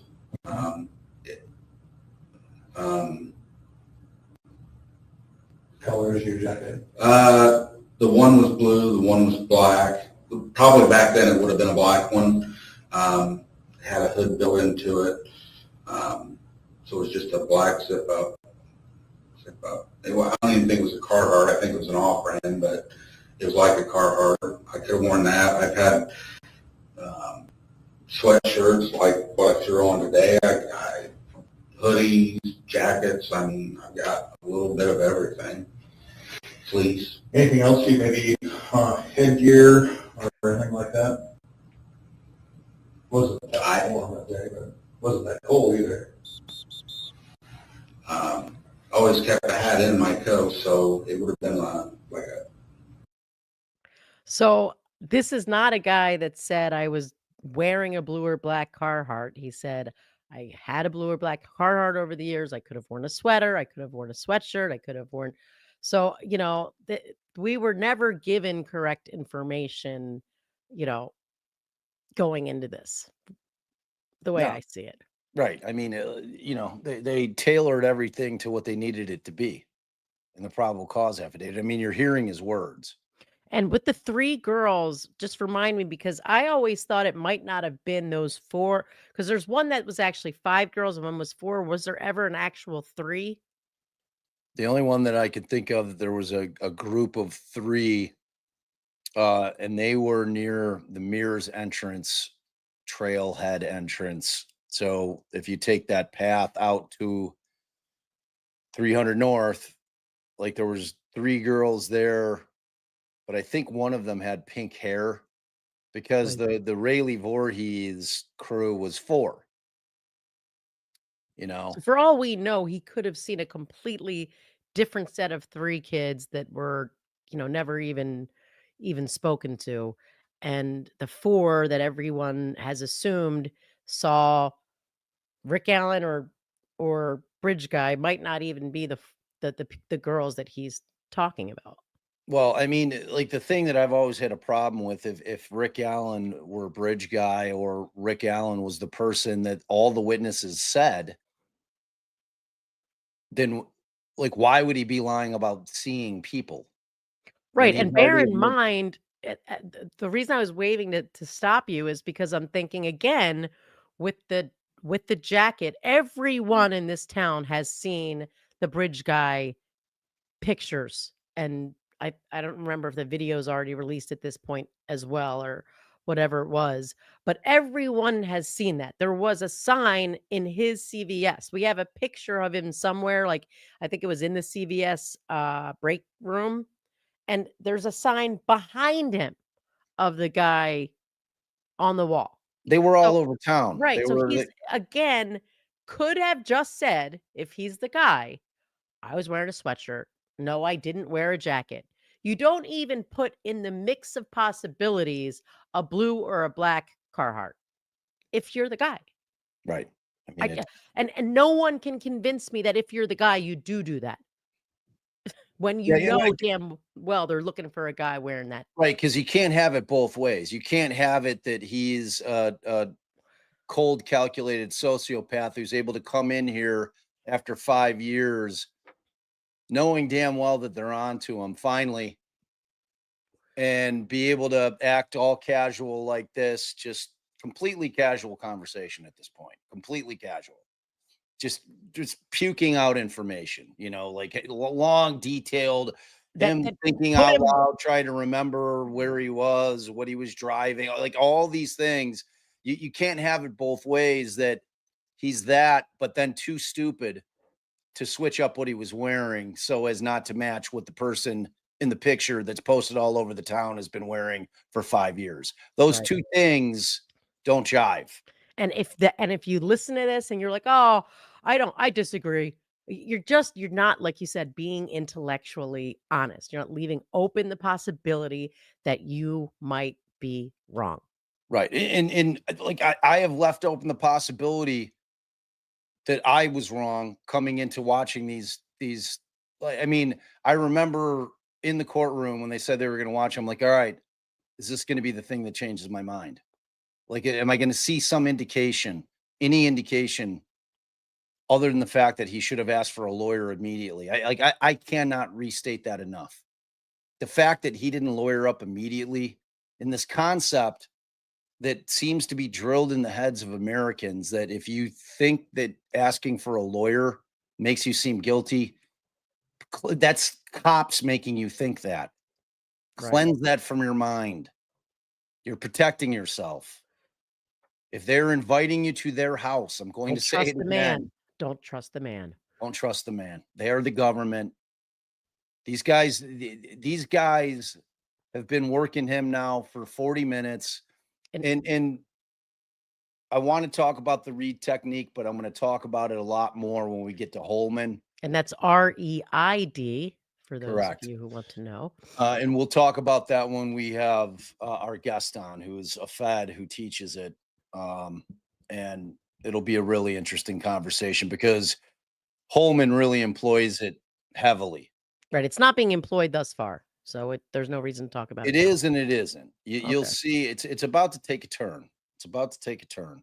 I just meant thus far, but I don't really know the whole Well, I mean, they're in the beginning long phases. they're in the long On game. building rapport phase, Right.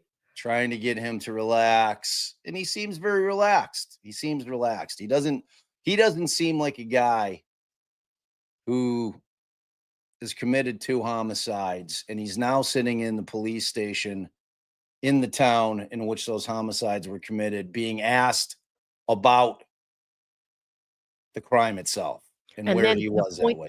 the point that you made earlier when I put out there, well, some people might say he's a sociopath, so that's how he's able to stay so calm.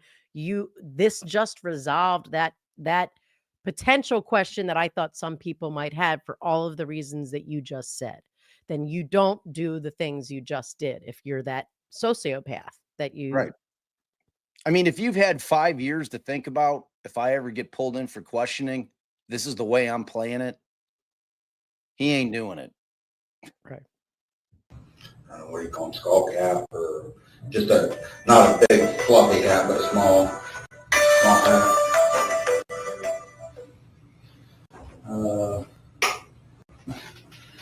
So,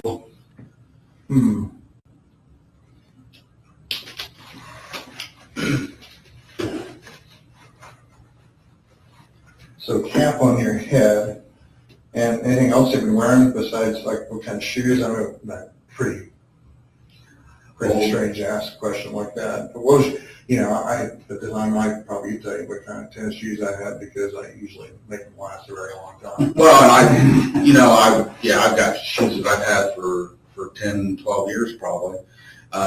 It would have been older tennis shoes, or I had military boots that I used to wear, but they just don't fit. I've been out of the military forever, so I had some combat boots in my closet that I used to wear occasionally. I don't know if I was still wearing them then or not. I mean, I haven't worn them in years, but could have had a pair of work boots. I don't know. So probably older tennis shoes, but if it was wet out, sometimes I wear a boot, like a work boot, or but like I said, the combat boots, because they held water out pretty well. Okay, great. And I may have told him that day was when I don't remember. Do you know what kind of phone you had back then?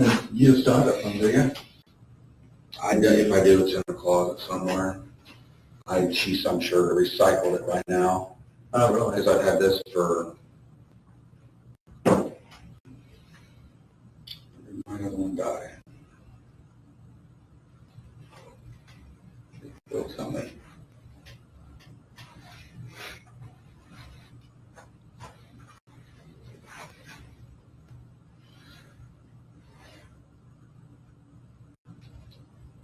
No.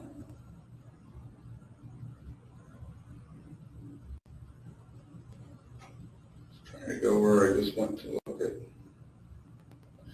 I don't know, it's been a few years now, several years, not.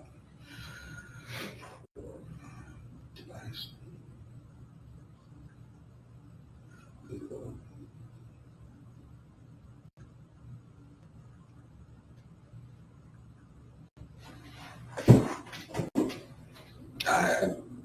It wasn't, I know that since that time, I know I've gotten this phone. I don't remember when. It's not been a super long time, but it wasn't. I've had it long enough that I don't remember when I got it. Do you have that picture of that car or no? I don't think I did.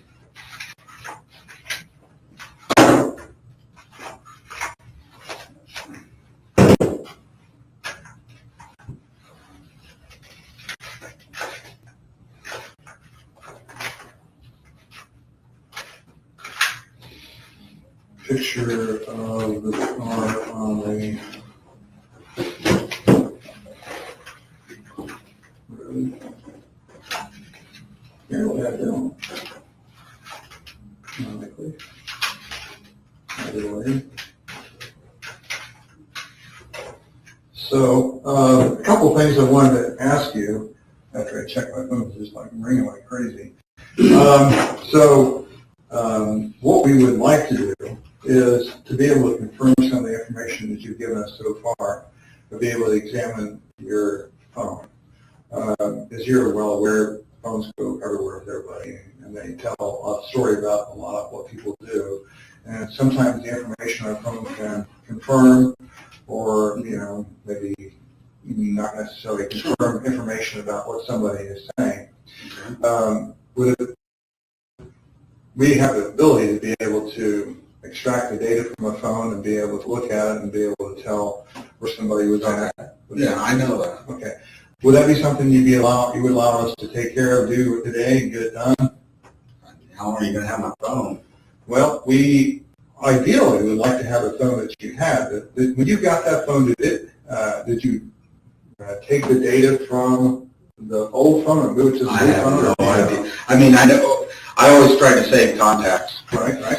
So if you had the phone, like, where'd you get the phone at? What service is it? I go through Ting. Okay. It's an online service, and a lot of people don't know about it. It's really inexpensive, and I've had it for years now. What's it called? Huh? What was it called? Ting. Ting, like T-I-N-G. T-I-N-G. Never heard of it. It's online. So you didn't really go to a store somewhere? I used to, Okay. but I for years now we've been with Ting. Uh-huh. You pay full price for your phone, and they have discounted ones, and so usually you'll pay a couple $100 for a phone, or you can pay $600-700, whichever. But So they own as the far phone. as the service, Right. I mean, I only pay around $40 a month for 2 phones, and that's And is pretty much everything. your service provider, is that Ting themselves, or is it another? They, like, I think right now it's probably Verizon. It's one of those deals they use. Of course, all of them do that anymore. They use each other's The big towers and corporate stuff. towers and, yeah. But I think it's like my phone. Some of it depends on what type of phone you have too. Mine is based off of. I'm pretty sure it's off of Verizon right now. Okay. I don't remember. Do you remember what you had back then? 2017?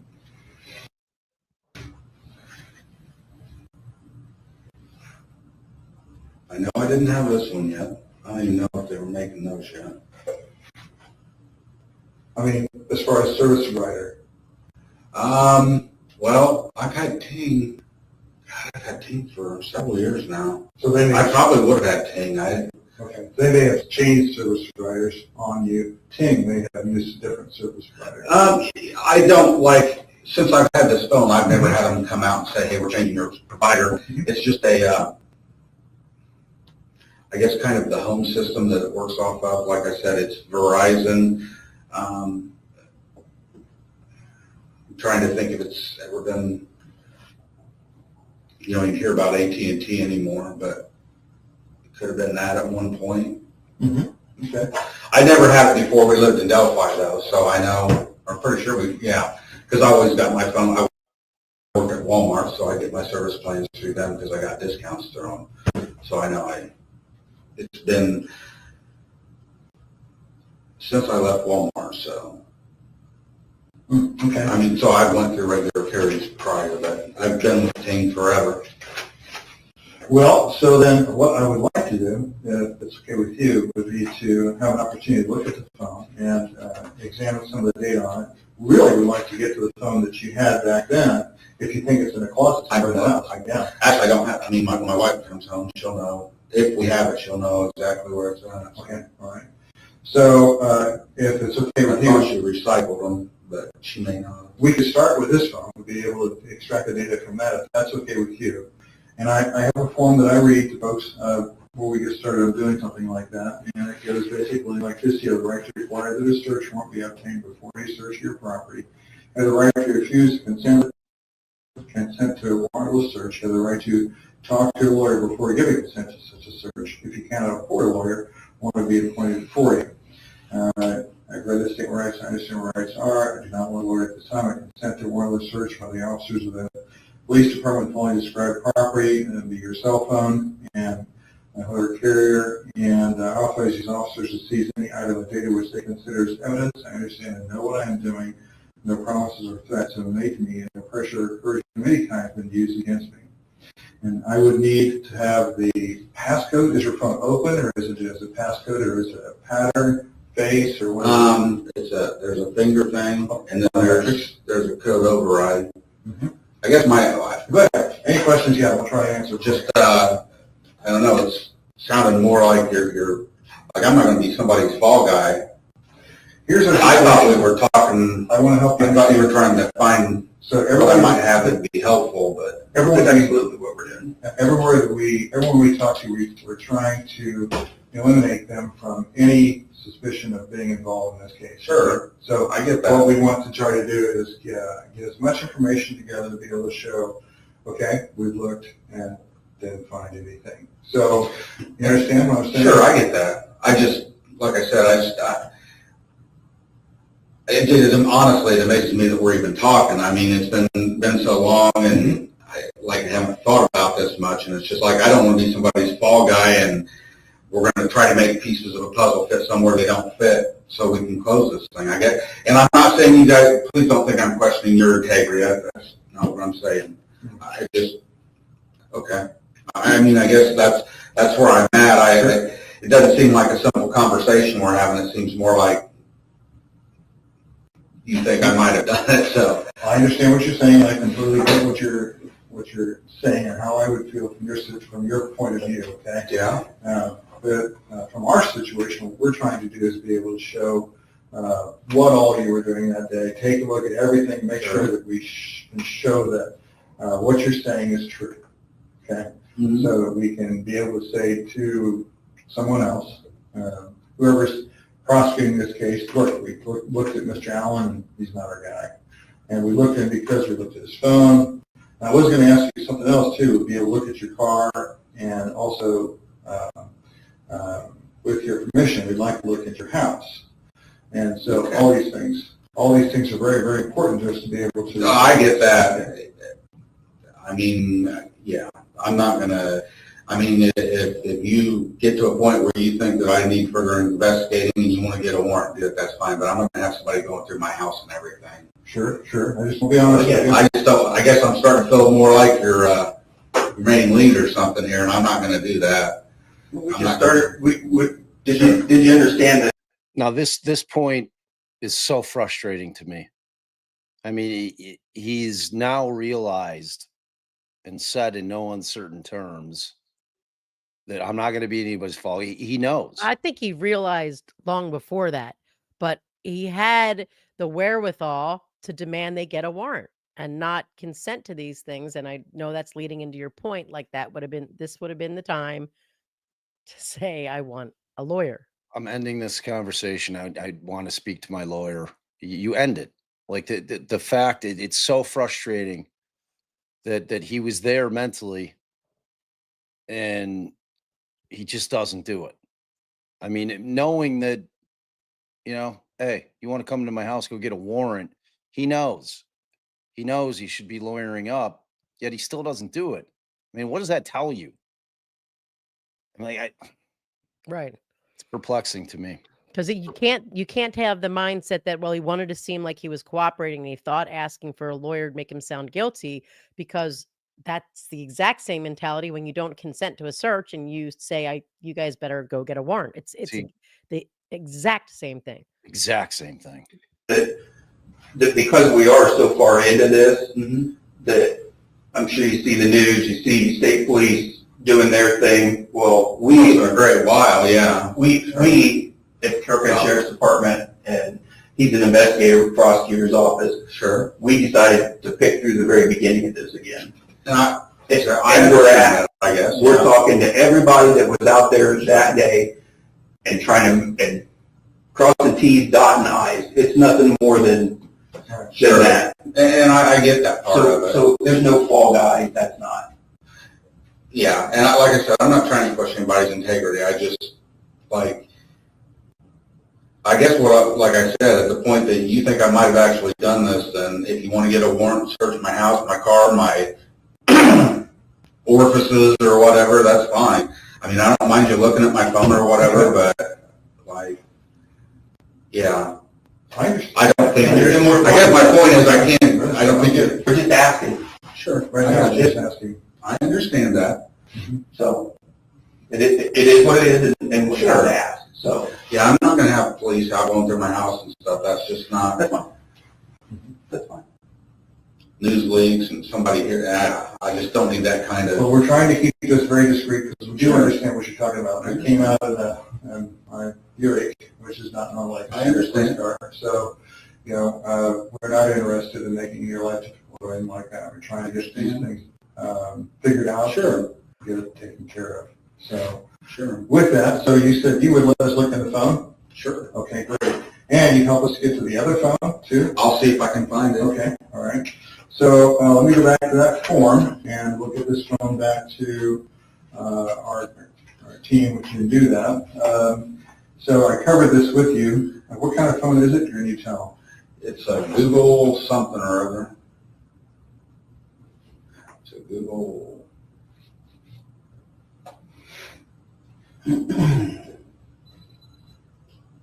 Pixel. Pixel, okay. It's a black phone, okay. And what is the passcode? 2045. 45, okay.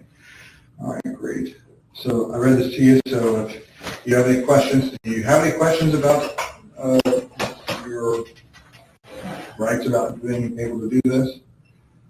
Or we just need your signature to verify that you understood everything?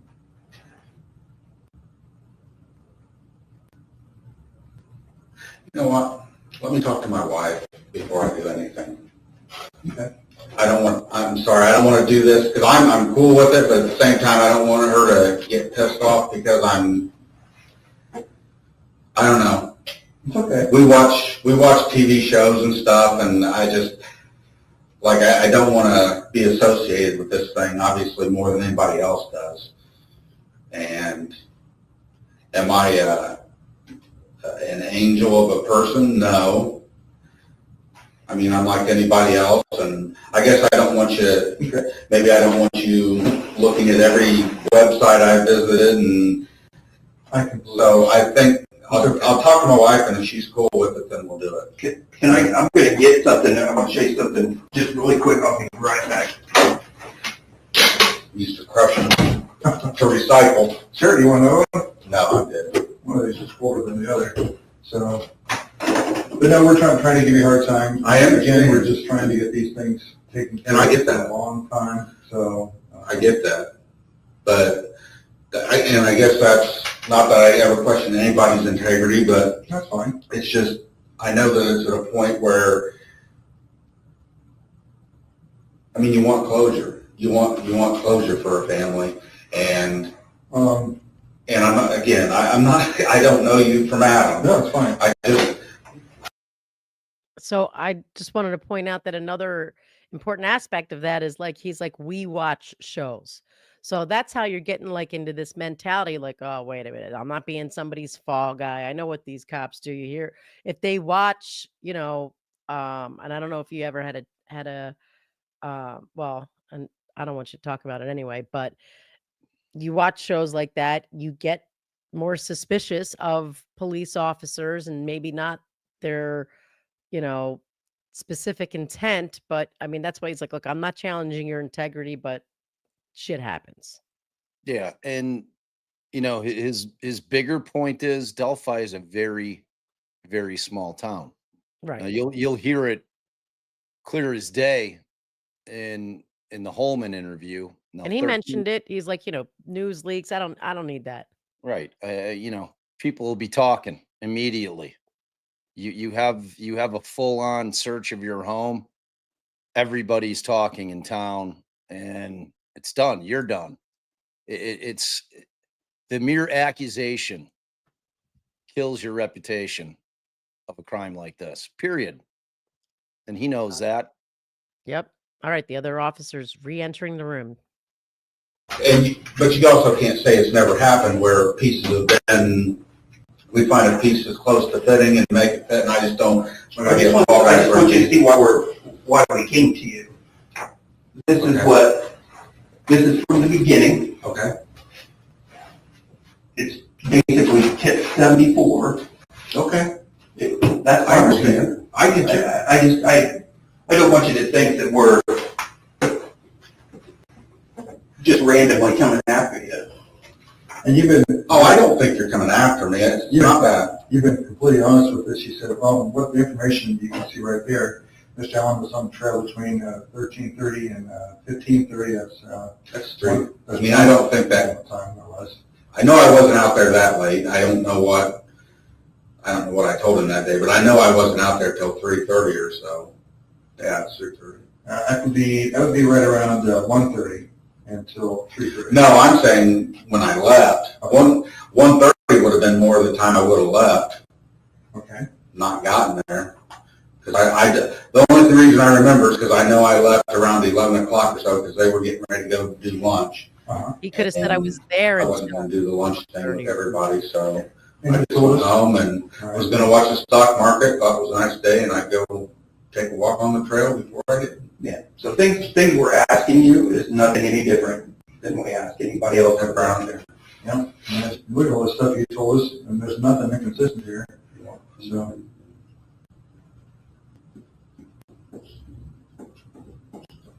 I guess I was actually watching my stock, so it must have been working. Yeah, about that.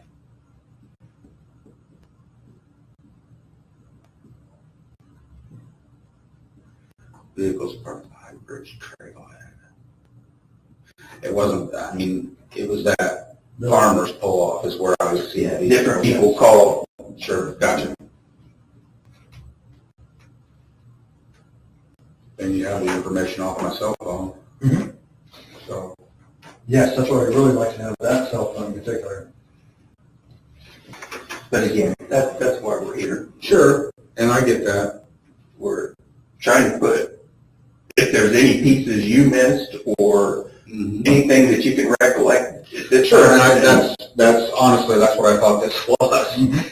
And I mean, there's nothing else I can really think of. But as far as searching my house and my phones and like, Well, let me say, I haven't even got to that yet. I just want to let you know, those things have been very helpful for us, okay? I'm not necessarily asking right how now. have they been helpful? Eliminating people. What we do is we can say for sure, okay, Sure. and we didn't find anything, okay? That's how we estimate the successfulness. And I guess I see that. So, Yeah. I guess when you say progress, it's like we're still where we were. And I'm not saying you haven't made progress. No. You obviously have. I'm just saying, like, we're here because we haven't found the guy that did this. And I'm not going to turn into that guy. I'm not going to, I don't want to become the target of something because, like I said, we watch a Dateline every week. We watch everything, and it's one of those, I mean, there's nothing that's going to tie me to it, and I'm not worried about that. To have people come and start searching my house and stuff. I mean, my wife doesn't even know I'm here talking to people. So, but I mean, I can look for the phone, I'll talk to her, and I mean, obviously, anytime that you feel that you need that information quicker, I know you can get it. It's not like you can't get it if you want it. I'm not an idiot. What information would that be? Searching my house, searching Oh, my okay. phone. I think you can get a searching my- warrant. Well, and again, the reason I said search your house and your car would be to be able to say to someone, look, we did actually take care of this information. We know for sure, okay, what was there, what we found, and that gives us the answer we need for a particular situation that we're dealing with. Sure. Okay, it doesn't mean that we're trying to put anybody in a box, Sure. or anything like that. Or I know you brought up several times wanting to be able to resolve the case. No, what we want to do is be able to find the person who. Absolutely. That's That's not what I mean. Not try to put anybody in that box that wasn't responsible for what happened. I understand that. So, I'm not saying you just want to label somebody, but, you know, I had nothing to do with it. I haven't been a part of this investigation. I mean, I have with what I did, and now obviously you questioned me further, and that's fine, but Sure. it's a horrible thing, and I mean, I don't want to be any more involved in it than what I have to be. Mhm. If I thought I had something that was useful, by all means, I'd give you anything I had. I just don't know what's going to be useful to you. Sure, I understand. So that's one of the reasons why we asked for the phone, is to be able to nail down that aspect of it, especially the phone that would have been involved in that situation, which would be the phone you gave the information on to the officer. Sure. And also, something that would be very important to look at would be your car, because when somebody does something that's involved in something like this, Sure. there might be traces of biological information and data or substances that were left behind inside the vehicle. So, Sure, I that mean- makes sense. So, would it be helpful for us to be able to look at your car to be able to determine if there'd be anything like that inside of it, forensically, okay? Forensically means that we'd have a close examination of the car. I know that. And then again, like everything else that we're telling you, then we can say, we look at Rick, we looked at his car, there's nothing in his car. That's the point. That's the whole point of everything. Yeah, this is out of left field, guys. I mean, I'm going to talk to my wife. Yeah, see, Liggett was finally smart enough to say, to clear you. Like Mullen was never smart enough to say, well, we want to look at all this stuff in order to clear you. Liggett finally said it. You know, it's like, it's so frustrating. It's so frustrating as a defense attorney to watch this interview. I mean, It is. he doesn't even seem to be. It's crazy. It's crazy. I just don't. I'm not seeing it. It's not there. just, in when you have this in your back pocket, when you watch Holman in that interview, it becomes so much more frustrating. Like he should never, I don't know how he walked into that police station, and it was under the guise that they were coming to pick up his car. Or his phone, Okay. you mean? No, his No, his car. car. They Oh. had his car, and they called him on the 26th. Said, "Yeah, you can come get your car." So him and Kathy go down there. This was simply, we just wanted to ask you some follow-up questions. That's how they got him in here. Like there was no inkling going into the station this day in terms of what he knows going into the station on the 26th. The 26th is like your head's gonna explode. I'm Yeah. warning you And now. again, if you're the guy, you're gonna employ some sort of stall tactic to give yourself a couple days to kind of think about how what you're gonna say and do. You're not gonna just be like, "Ah, yeah, I'll be right there. Come now." Right. Yeah, it's so, and they're not quite done. This is the reason why they have him in here today on this day. And what minute are we at, by the way? We're at there's 21 minutes left. Power through. You can do it. Before I do anything, I mean, this affects her as much as it affects me. And I know you guys don't talk to people. I don't hear a bunch of rumors out there, but I mean, I don't want anybody knowing that I talk to you guys. Oh, I understand. It's just And not something. we don't do that. Sure. That's not something we want to do at all. So, we don't just go out randomly talk to people or stuff like this. Sure, I understand. Okay. So with the phone, you say you want to take some time, more time to think about it. Couple things that I wanted to ask you about. Would you mind, Sheriff, if we stepped out for a little bit and get back? Are we okay with you? Yeah, we gotta figure out how we're gonna come at you again. We gotta game plan. Just a few minutes right back. Oh, good. This will be some time you can bloop through. No, I guess we should. I know it doesn't help for our listeners, and maybe Darren can cut it out, but how he's sitting now when they leave it's telling. He's just sort of relaxed, very relaxed, arm, leaning back, arm on the other chair, looking at his phone, he doesn't seem to be thinking, to be worrying, to be, Right. He doesn't look like my ghost is cooked. He's not looking up at the camera. He just, this particular interview, and when you look at it in conjunction with the next one, I'm like, and you have to remember that this took place when you're watching the one on the 26th. Like all of this went down. Like he walks into the station on the 26th on the guise that he's picking up his vehicle and gets pulled into a room with Holman, never to see the light of day again. Like that was it. Dude never was a free man after the day that he walked into the police station that day. And, this lead up to it, and then the next 20 minutes, they make it pretty fucking clear. and for those of their you minds watching, at. as Bob said, next week, I don't know if you gave us a specific date. Tuesday Tuesday night. we're going to watch that video with former law enforcement. We don't care what his opinion is. We're not making him tell us that beforehand, and we'll get his opinion. Yeah, Scott Duffy, former Fed, friend of Joe Jackalone. Joe put me on to Scott. Scott sounds like a great guy, and we're gonna watch it with All him. right. So he's put down the phone. Pick back up the phone.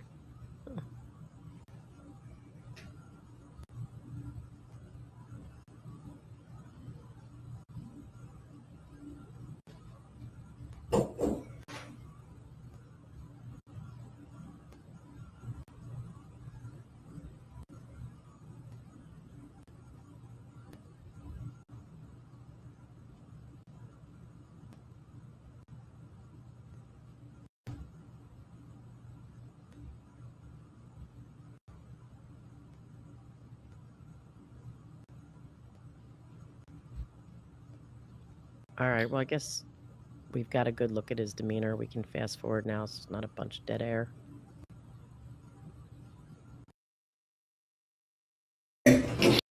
So We, we're gonna play it out. Aaron can cut it.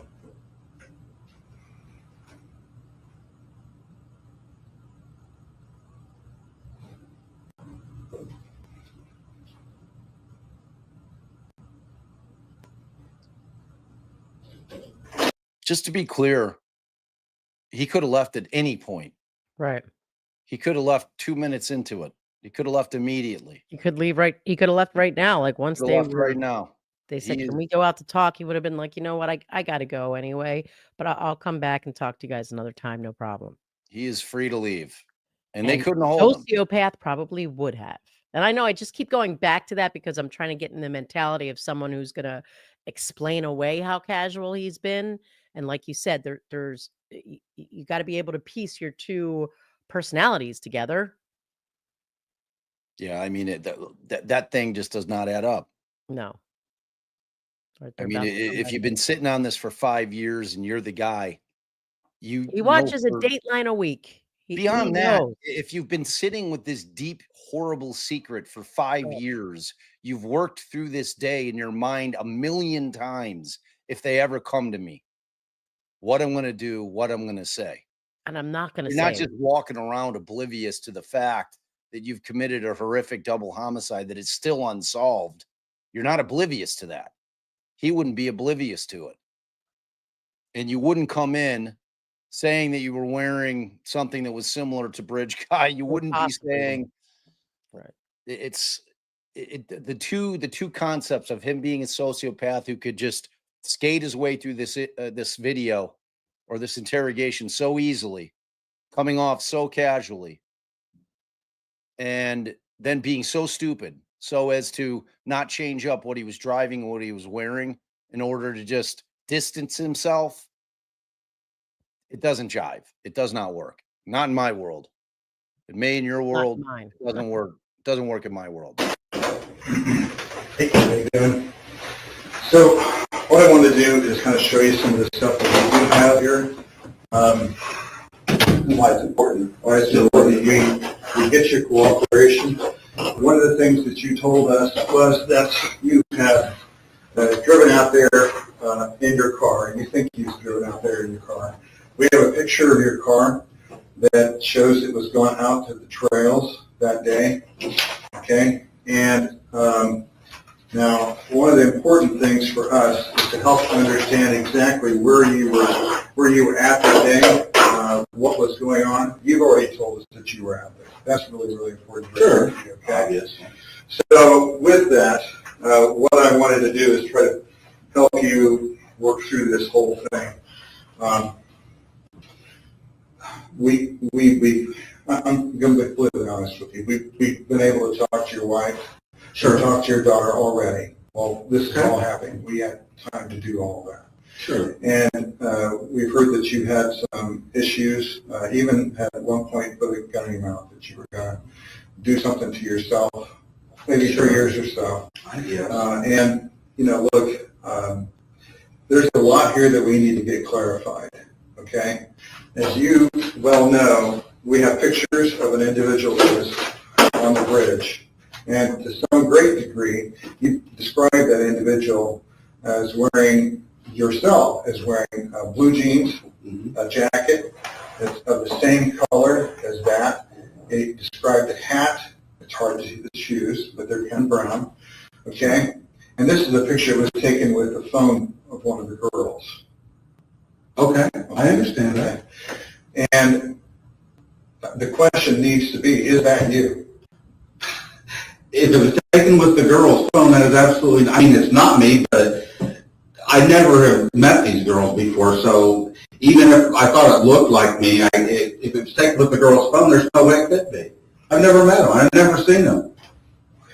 All right, so that's And where as far, well, and let's just stop there. As far as my psychological well-being, okay.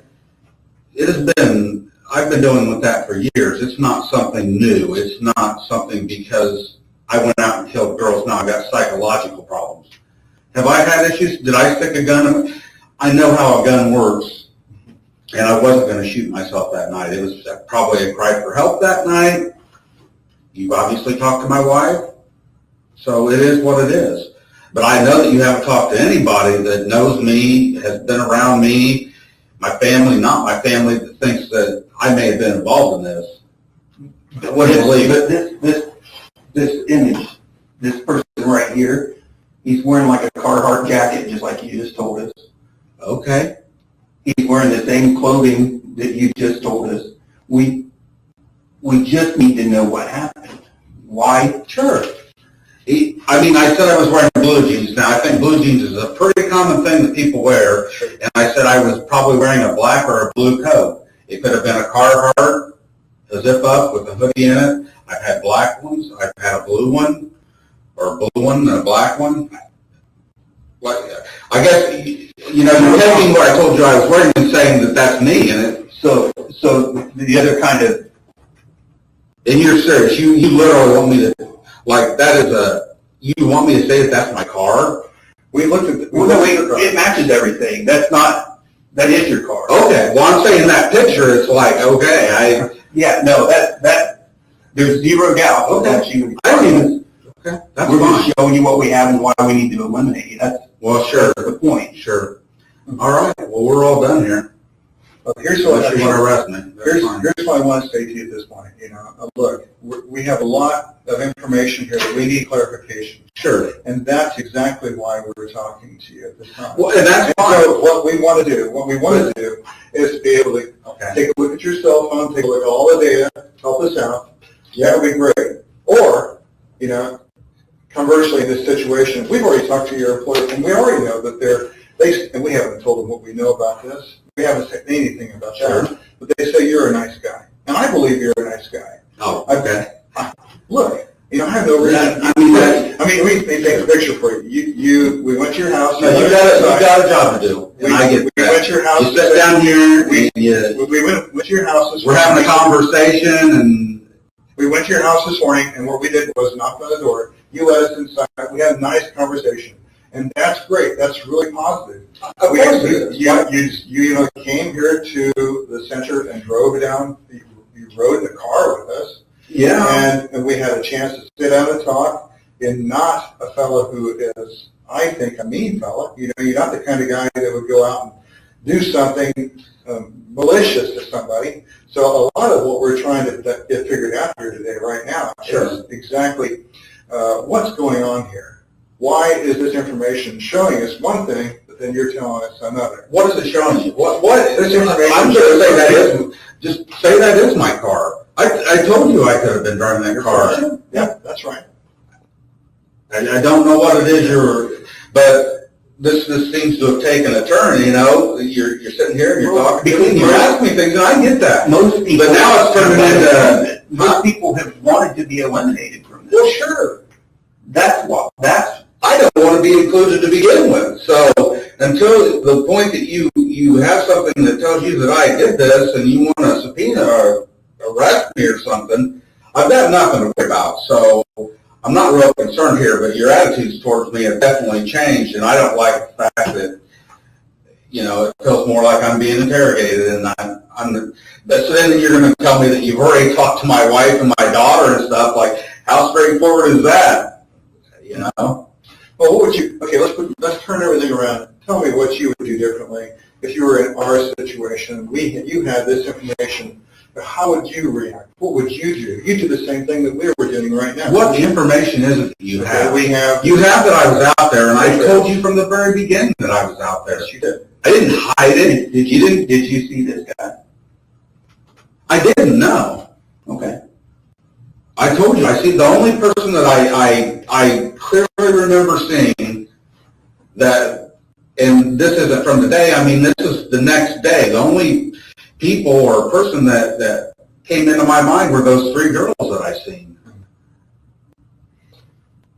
Richard, we're not upset with you, not mad at you, anything like that. We're just Sure. trying to get to the bottom of this, okay? No, I'm not, I'm not here to give you a hard time. I'm just here to try to get this situation straightened out. And what we want to do is simply get to the truth. What would help help us get to the truth is being able to look inside of some of the things you're talking about, okay? And I get that. Okay? And maybe And on the other side of things- happen here. Sure. And on the I was waiting for you to pick a good time. I just want to let the listeners know that when the officers came back in, so previously they were sitting across from him side by side. When they came back in, one is sitting in front of him across from the table, and the other officer is sitting angled between, like at the head, but angled towards Rick. And he although they handed him the picture of Bridge Guy, they never really handed him that picture of the car. It's literally as far away from him on the opposite side of the table as it could be. I mean, it's still close enough. He got a glance of it, but they never really even gave him the opportunity. And I think in my mind, it's intentional because they have the other pictures, whatever those are. And I think they're both Bridge Guy, sort of just loosely in the middle of the table.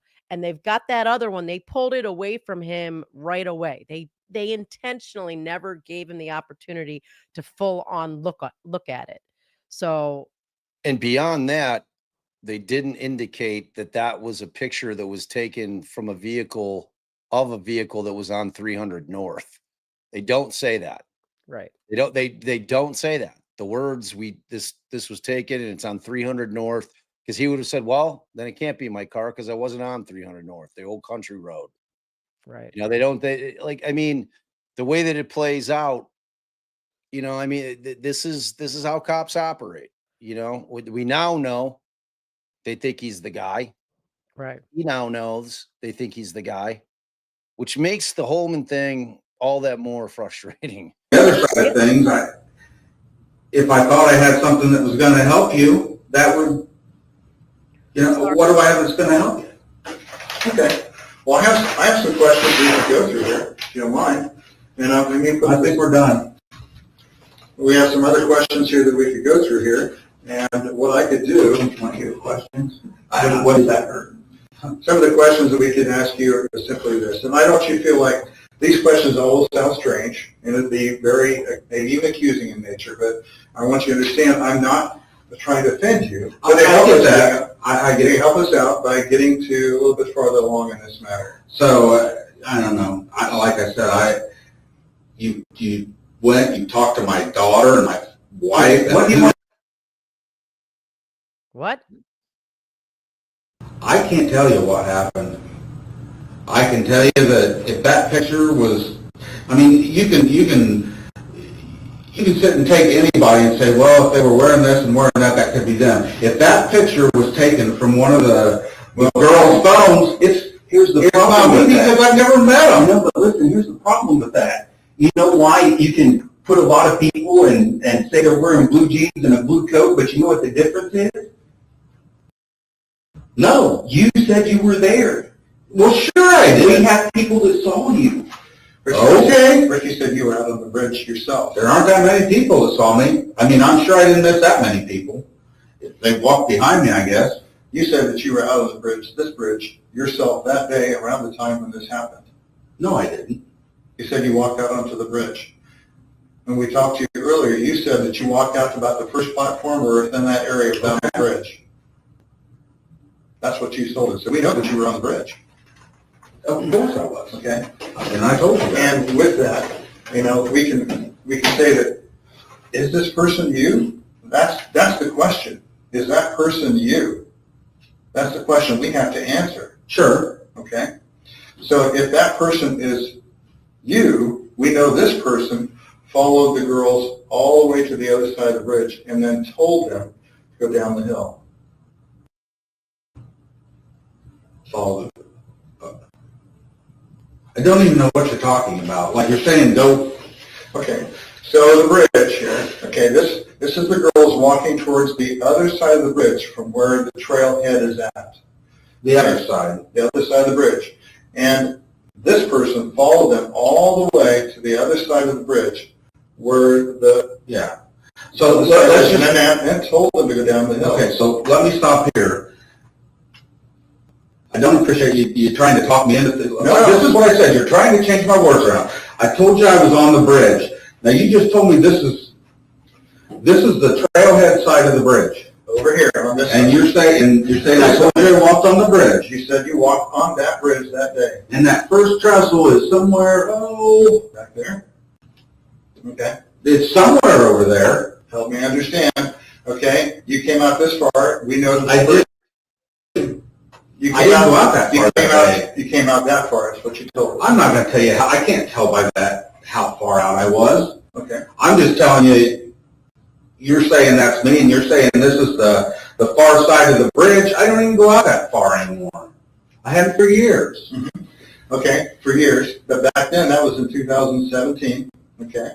And the question is this you? No. Okay.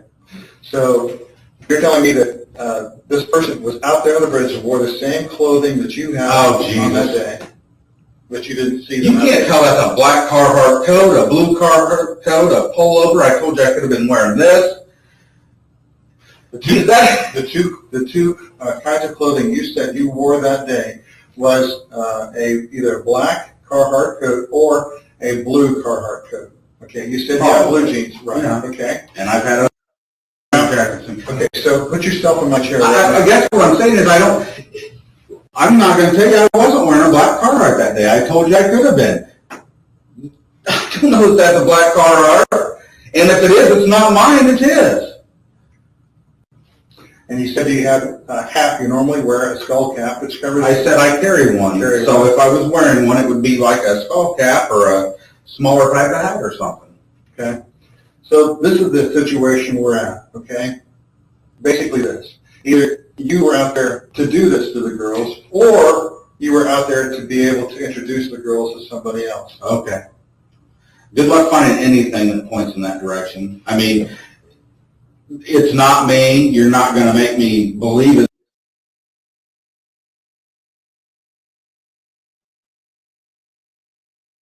We're having some technical difficulties with the. I think it's the video.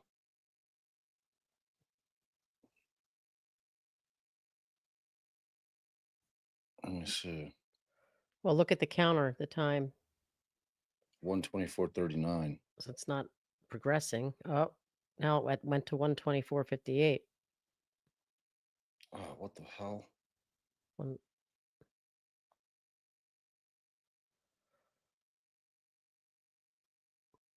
Oh, it's on me. At first, I don't even.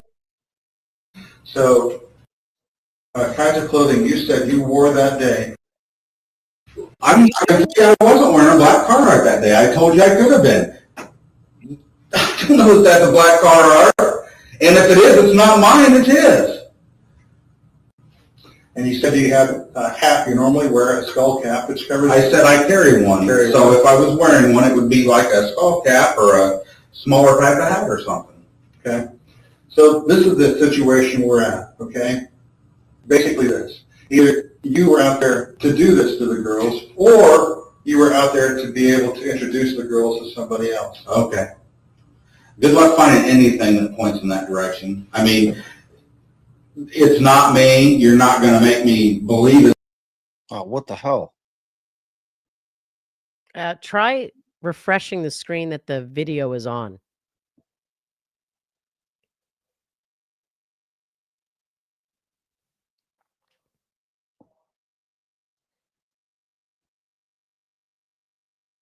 What do you mean? Well, whatever tab you're watching the video on, that screen you're sharing, try refreshing that tab. All right.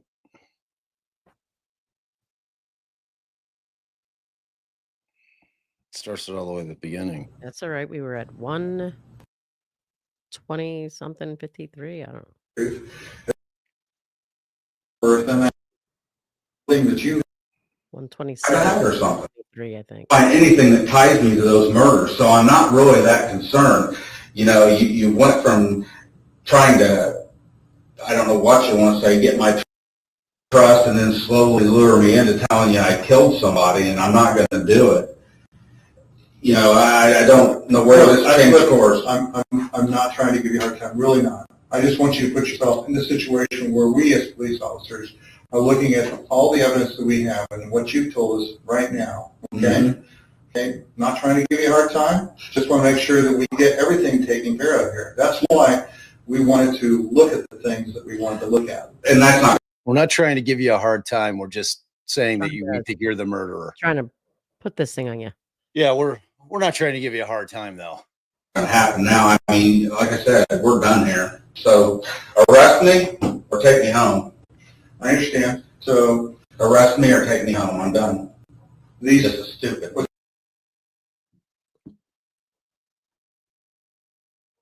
okay. So that day, that's your phone. So on that day, you went out there on the bridge, and that you were wearing the same clothing that basically the same clothing that this person here is wearing. That's what you. That is a perfect example. Saying I'm done, arrest me or take me home does not stop them from questioning you. You have to say, I want my lawyer. I'm not saying another word until I talk to my lawyer. Those are the only words that stop them. Not I'm done. I don't He's want allowed talk to be you able to anymore. end it, invoke his right to remain silent, asked to leave, and they're not letting him leave. I think they definitely, I think there was enough here to possibly challenge this Oddly enough, voluntariness of this statement. the defense filed a motion to suppress these, but then withdrew it. You know, 'Cause they I know it mean, makes him, it shows that he's an innocent guy. right. I mean, like if we're representing Rick Allen and we get these videos, I mean, to me, I want to show them. Right. I'm sure they struggled with it because they could have kept out what he said he was wearing, but it clears up so much more. It clears up when they try to say he parked it. They were going to get on and say he parked at the old CPS building. They still Because say they it. got that from the original interview that would not have been an issue with this. So I can see why the defense would want this to get in because it resolves all of that.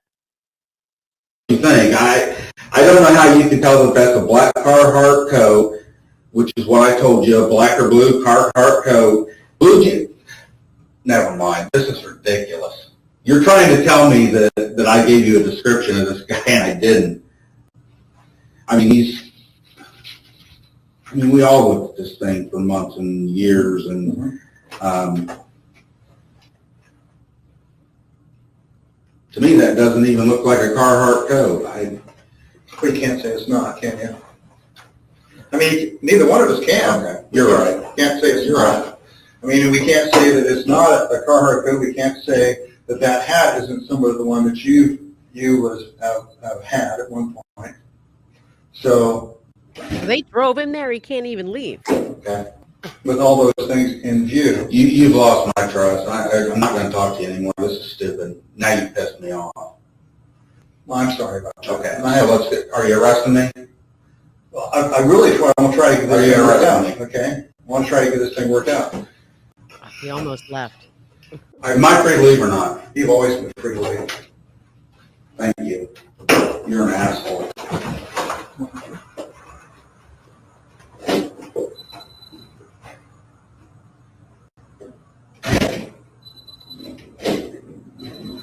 Let it play through because, sometimes you catch the cops talking. One thing we could do.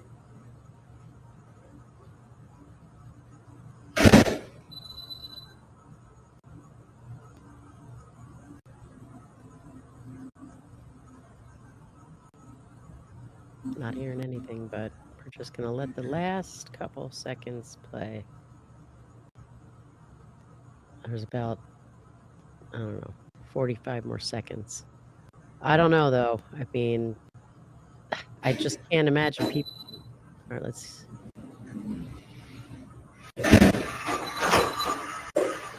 Come back in.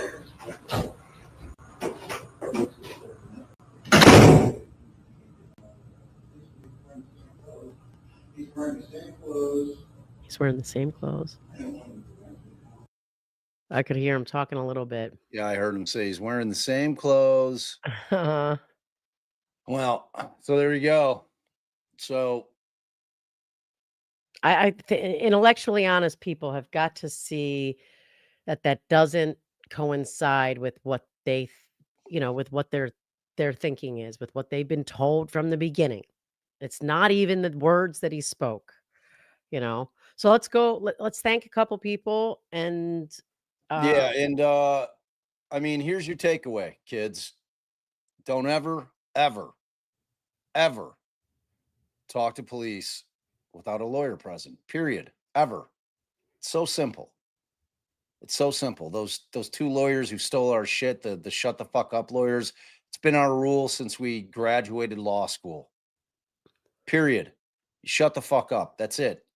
It's so simple. We tell every client.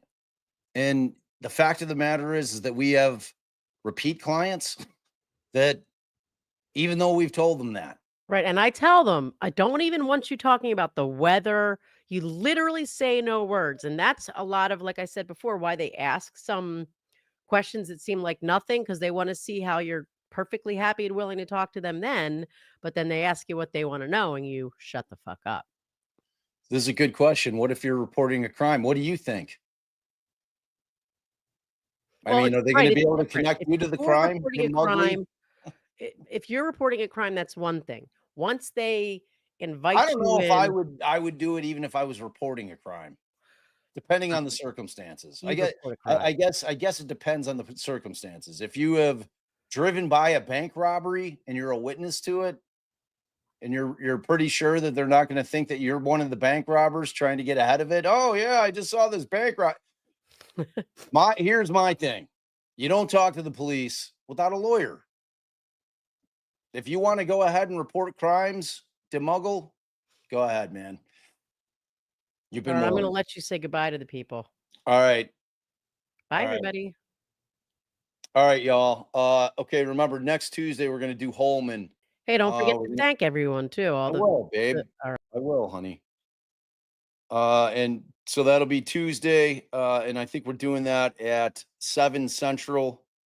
And that's I'm gonna have former Fed.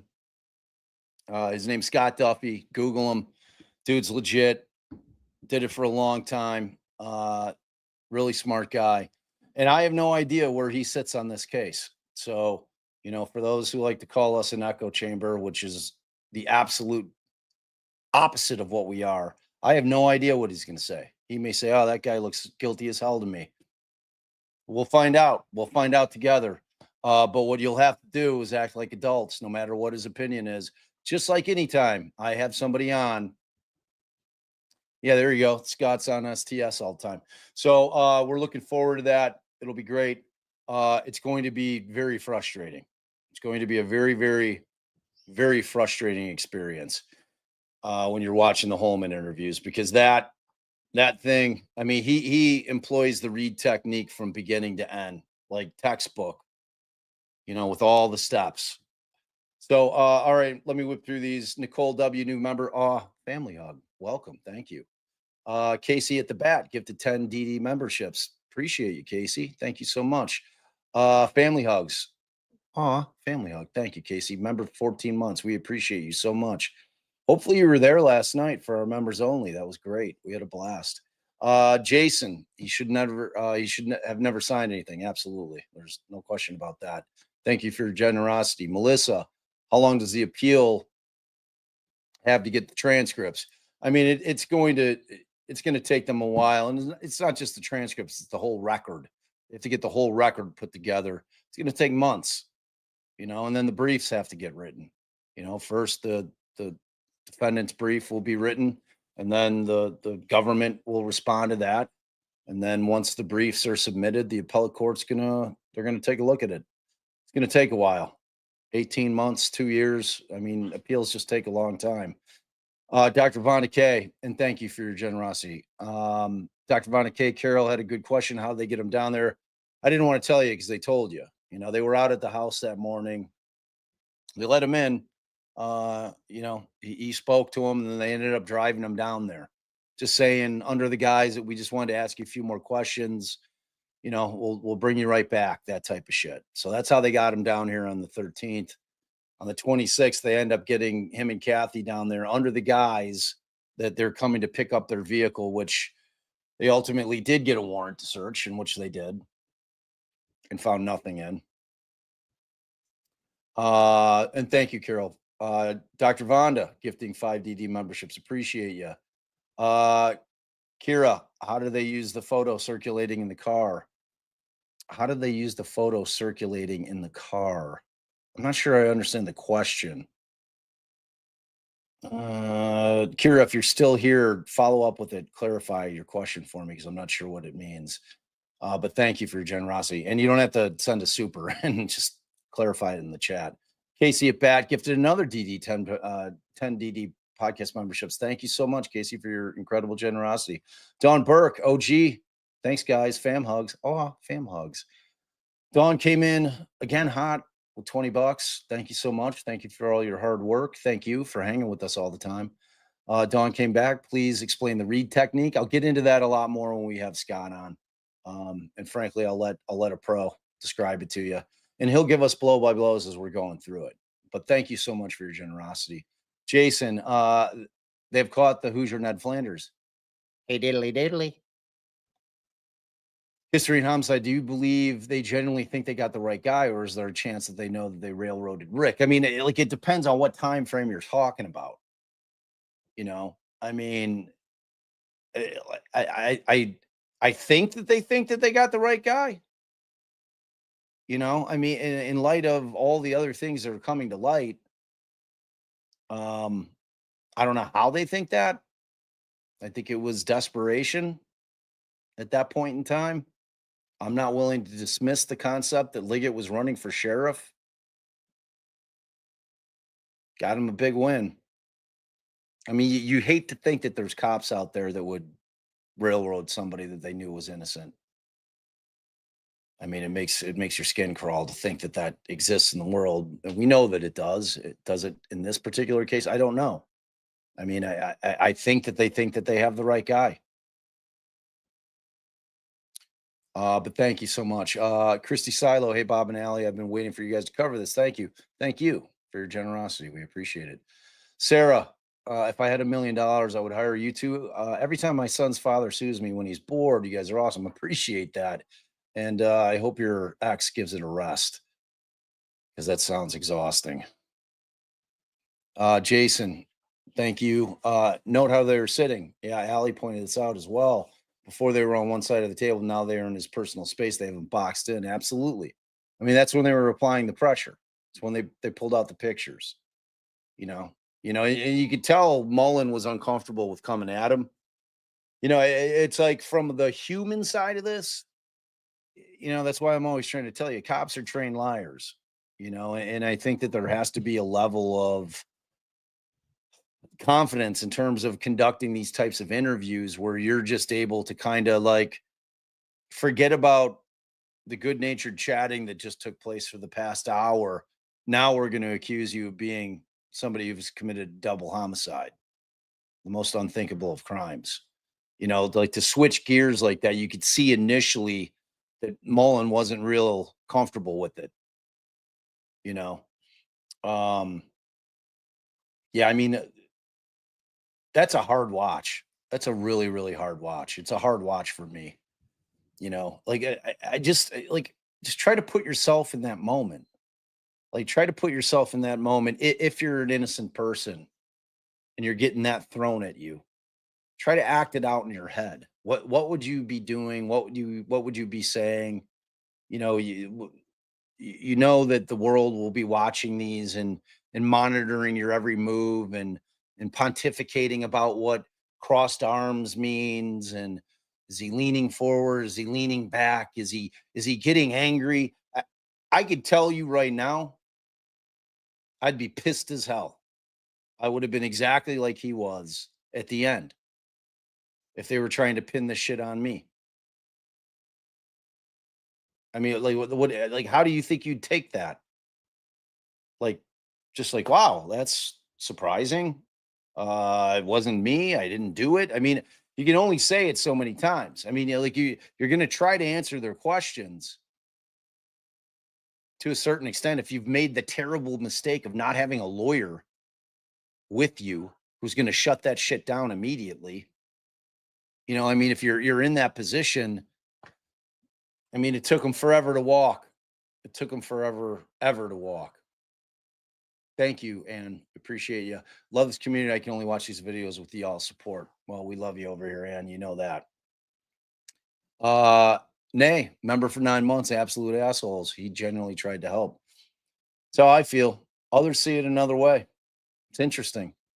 Perception is everything, isn't it? That's why the human condition fascinates me. Fascinates me. I mean, you get people that think they got the right guy. They're looking at a completely different video than I am.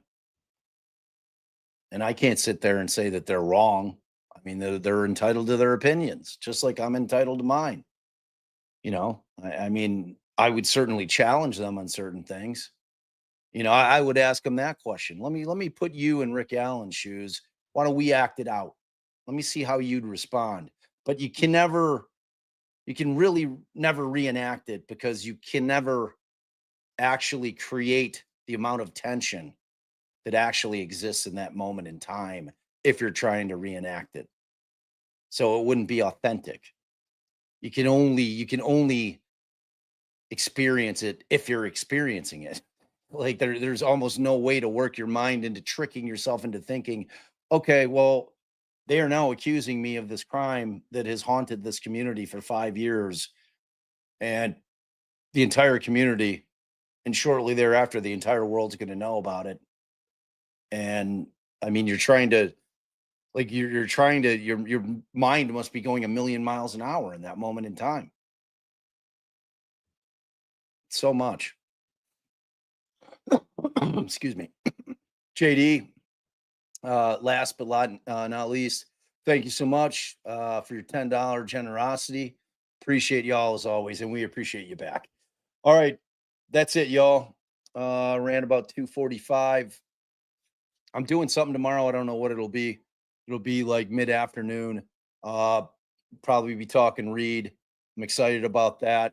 I'm excited that Valo worked out perfectly for us. We will obviously be covering the last day of that in terms of hearing closing arguments. And obviously, when they get a verdict on that thing, we'll come back. I'll give you my thoughts on where that thing's sitting right now. I talked about it in our members only last night, what I'm feeling like. I'm nervous. The state's got to really hit a home run in closings with that one. That's a case where closing arguments are going to really matter. State really has to tighten that thing up. So, but you guys are amazing. We love you, Allie, and I adore you, because without y'all, I literally am just an old man talking about a lot of cases. Talk to you.